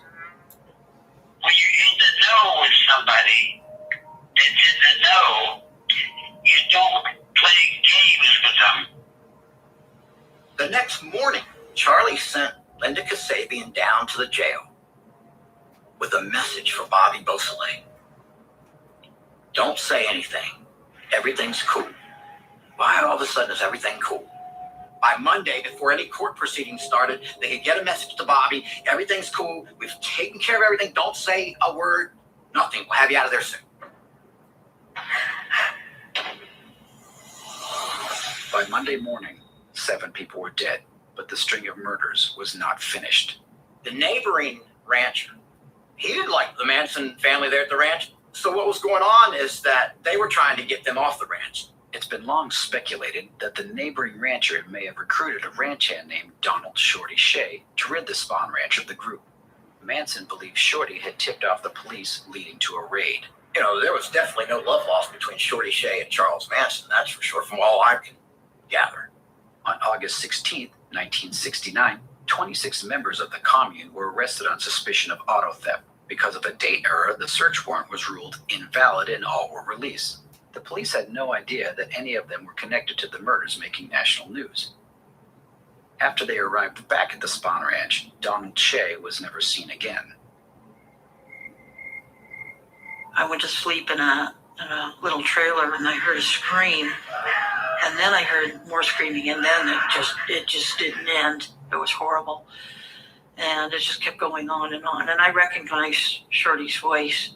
After Donald Shea's disappearance, Manson and the commune left Spahn Ranch. Cappy suggested that her grandmother had a place out there in Death Valley when he was looking for a place to go. They went out there and looked at it, and he fell in love with it. And he said, this is it. This is our utopia. The land in Death Valley was an isolated mining property owned by Catherine Gillies' grandmother. After the murders, Charles Manson and the group stayed there until October of 1969. We went to the desert because me. I was born on the ocean and I live in the desert. And I belong in the desert. So I offered up the desert.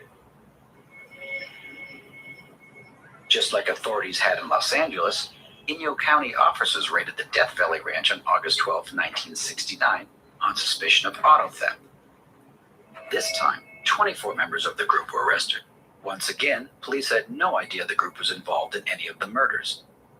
All the killers were imprisoned except for Patricia Krenwinkel, who went on both nights, and Tex Watson. After the murders, Pat Krenwinkel went back to Alabama. Tex Watson went back to Texas. Nobody was holding him around. Records show that Linda Kasabian was bailed out by her parents and returned home to Milford, New Hampshire. Before anyone else could arrange for bail, Susan Atkins confessed. Susan Atkins is the one who broke the case. I mean, they didn't know that it was Charles Manson or Susan Atkins or anything until she blabbed to two of her cellmates. That was her. I mean, that was very much her. Charlie would have been better killing her. And he probably would have gotten away with it a little bit longer. While inside the county jail, Susan Atkins told her cellmates she and the group were involved in the murder of Sharon Tate.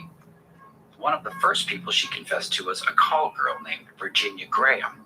Susan Atkins, she plopped herself down and she sat on the bunk and we started talking. And she presumed to tell me how stupid the police were and they were dumb.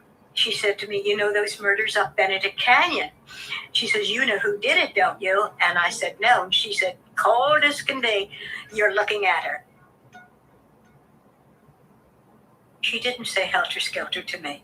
That I found out helter-skelter later on, but I don't recall her telling me helter-skelter.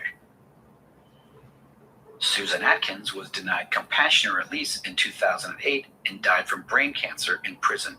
But in 1969, the DA was willing to overlook the brutality of her actions.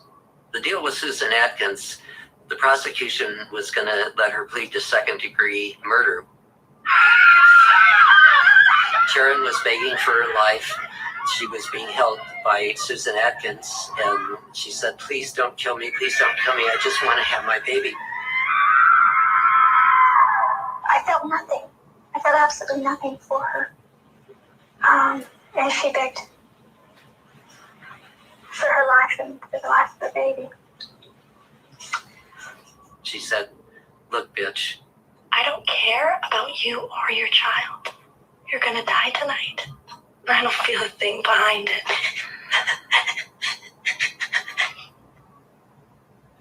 You know, having Susan Atkins as the witness, that wouldn't have gone over too well with the jury.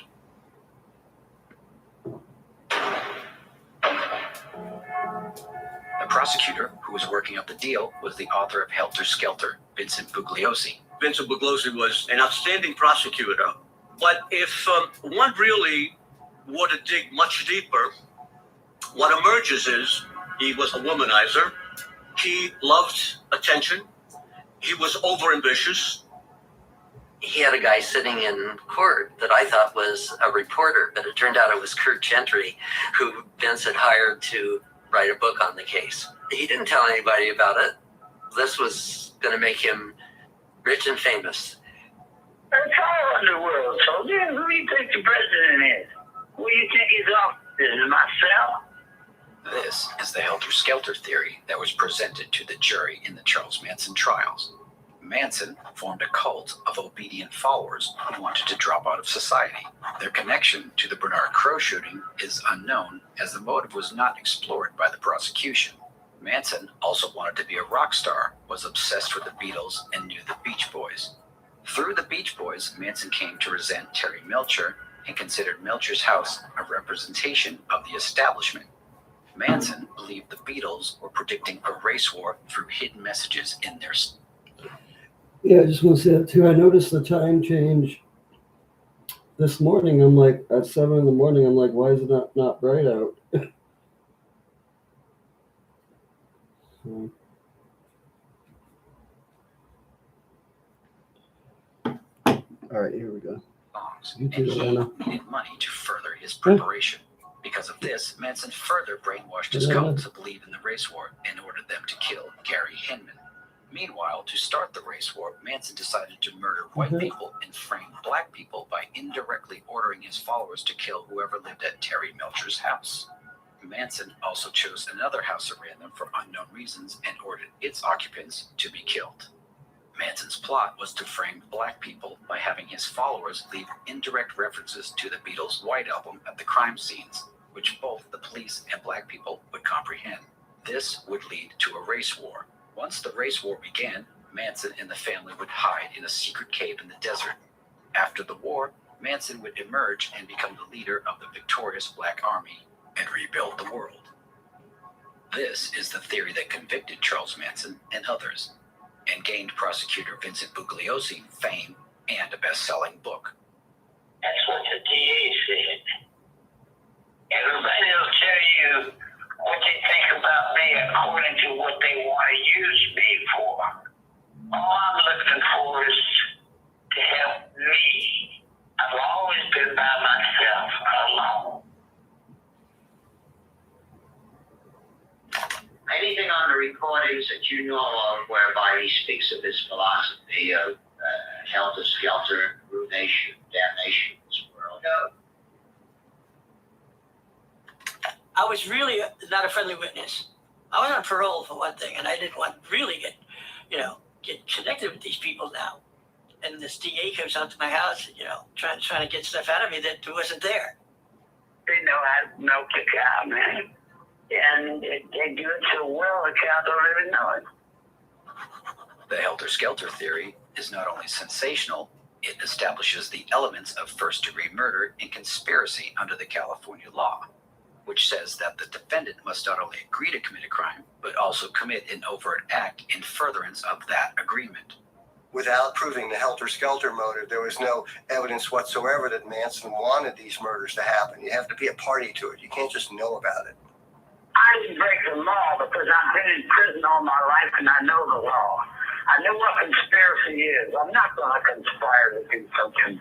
That's kind of stupid, isn't it? I'm not a stupid dude. I'm dumb, but I'm not stupid. This is the implication of what Manson was saying. It's not that he wasn't involved in the events of the summer of '69.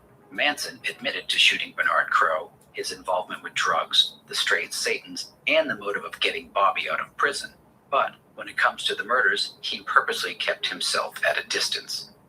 I thought it was a horrible case against him.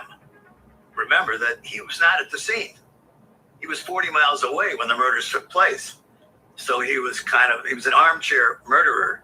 The helter-skelter theory was how the prosecution demonstrated that Manson was guilty of conspiracy and murder under the requirements of law. They described a scenario where he ordered the murders without actually saying the words. I mean, they all knew about helter-skelter, but we didn't have any evidence that specific night that Manson said, go out and start helter-skelter. He just said, go with Tex and do what Tex tells you to do. They don't want to admit the truth. There ain't no evidence against me. None.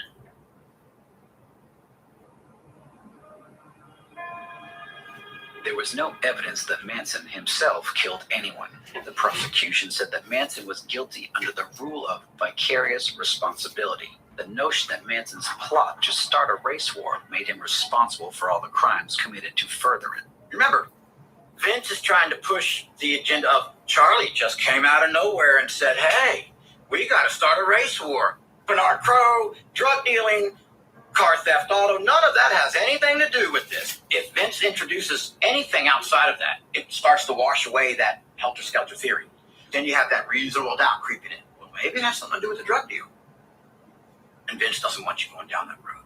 People don't want to look at it from the point of view that brings them to something they don't like.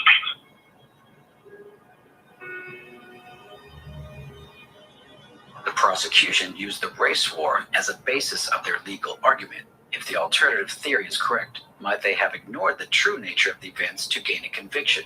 Whatever Manson's crimes, do the ends justify the means?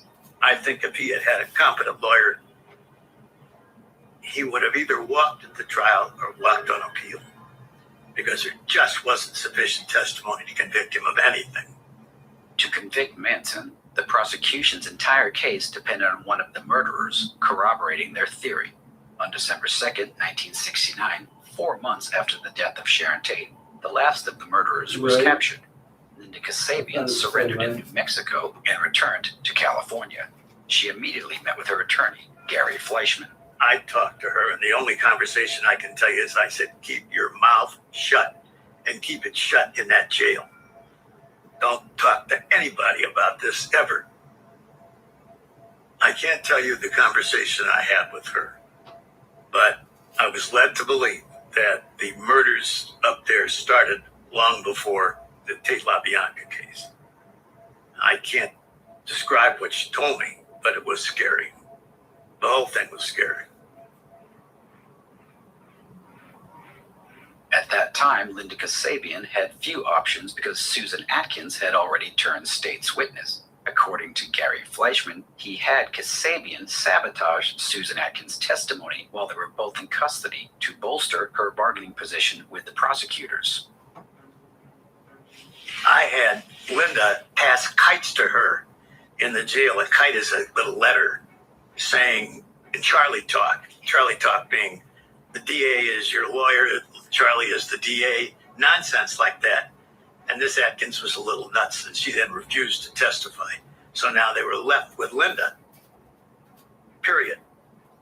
And then negotiations started.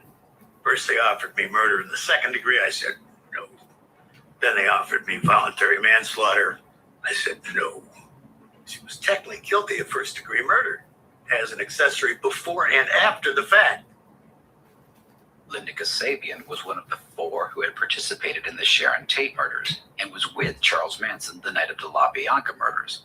But prior to that, she had only been with the group for about 30 days and had spent little time with Manson himself. Nobody ratted on me, except she didn't rat because she didn't know anything.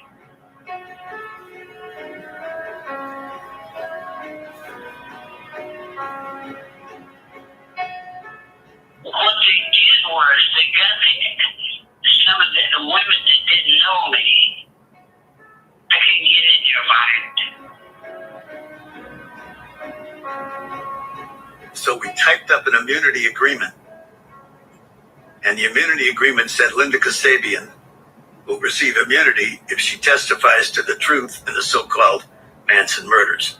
The truth is as follows. I knew exactly what was necessary to convict him. And whether that was the truth or not wasn't my business to decide. That was Vince's business. I said, Linda, if you testify to that, you're going to walk out of that courtroom. Charles Manson, Susan Atkins, Patricia Krenwinkel, Charles Tex Watson, and Leslie Van Houten were all charged with murder and conspiracy.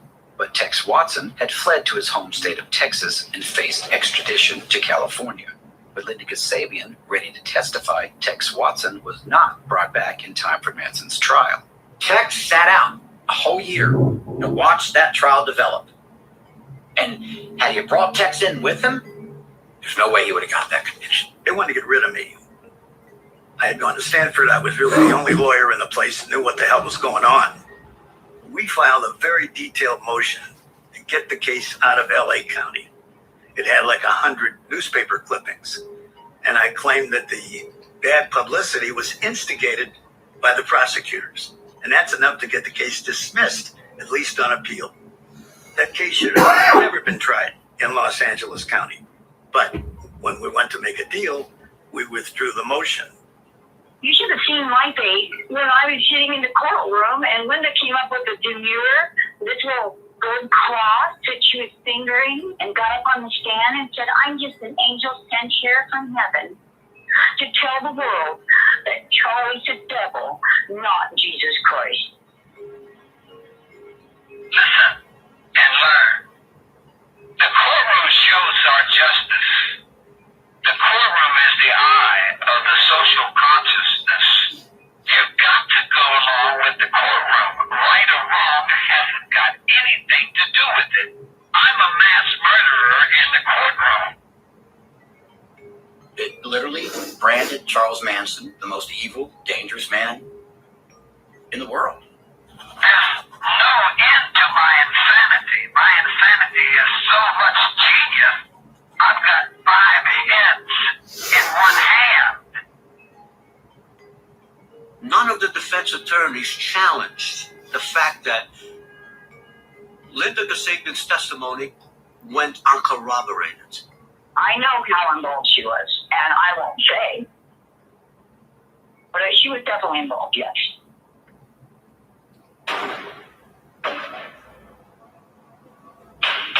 When the trial wound to a close, those associated began to fear for their lives. Many involved have since changed their names in fear of reprisal. Live and let live. You don't let me live, you just don't live. That's all. If you let me live, you live. If you don't let me live, then you get your own judgment.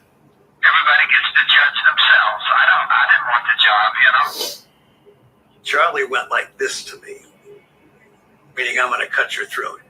And I said to him, Charlie, when you get out of jail, I'm going to have a turkey neck, bring a sharp knife to cut it. He started laughing.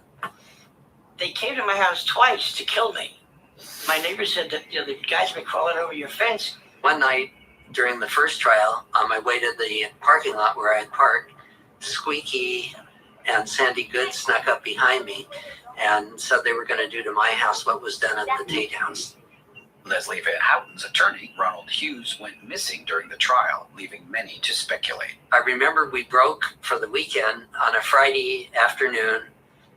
Manson pointed directly at Ronald Hughes and said, "Attorney, I don't want to ever see you in this courtroom again." His body was found 6. So just a second, Abby. The day the body was found, it was raining heavily. That was Friday, April 8th. But the greenhouse floor was dry. You know his body was in that greenhouse since Monday, April 4th, right?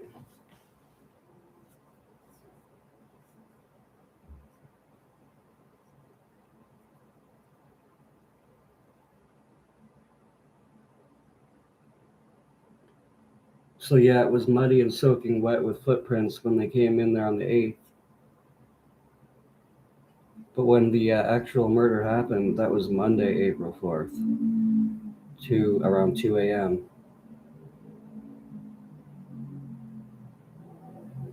So that doesn't prove that he did anything to himself at all.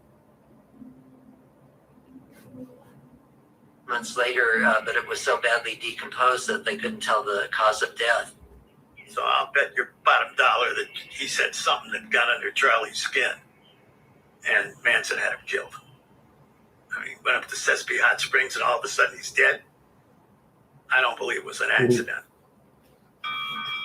After the first trial, the Manson family became infamous. Vincent Bugliosi published Helter Skelter, the best-selling true crime book of all time.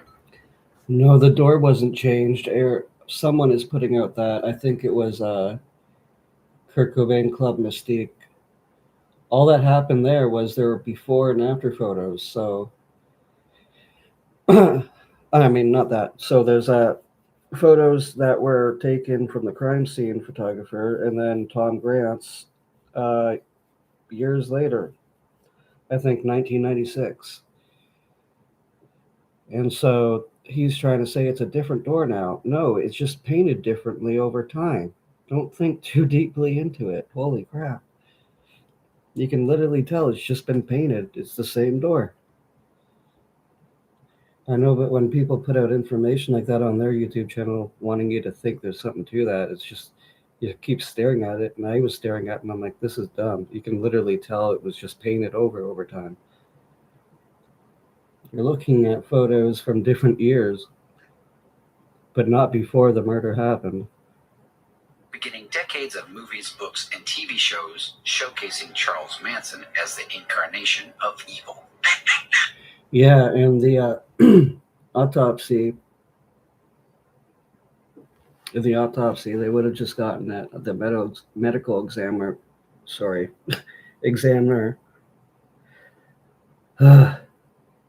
They got it wrong by one day.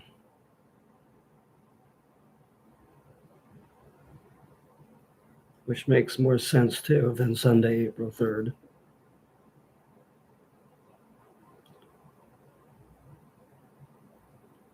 But yeah. I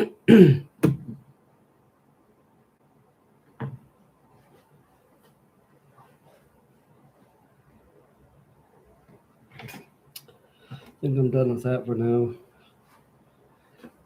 I'm going to go for now, but I will be back in the morning.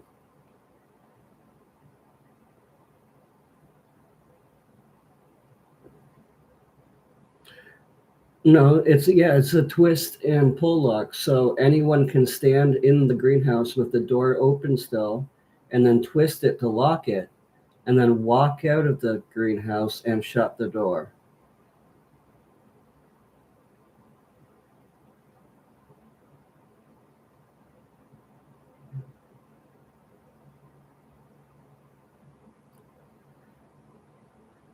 We have photos on here, and even you can Google it, of seeing the actual lock on the door.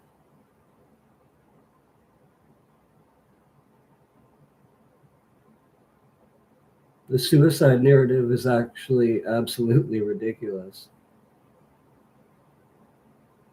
It makes it seem like we're in a world that's like still, I don't know, a giant kindergarten. All right. Thank you all. Rest well as well. Love you all, and I will talk to you later. Good night.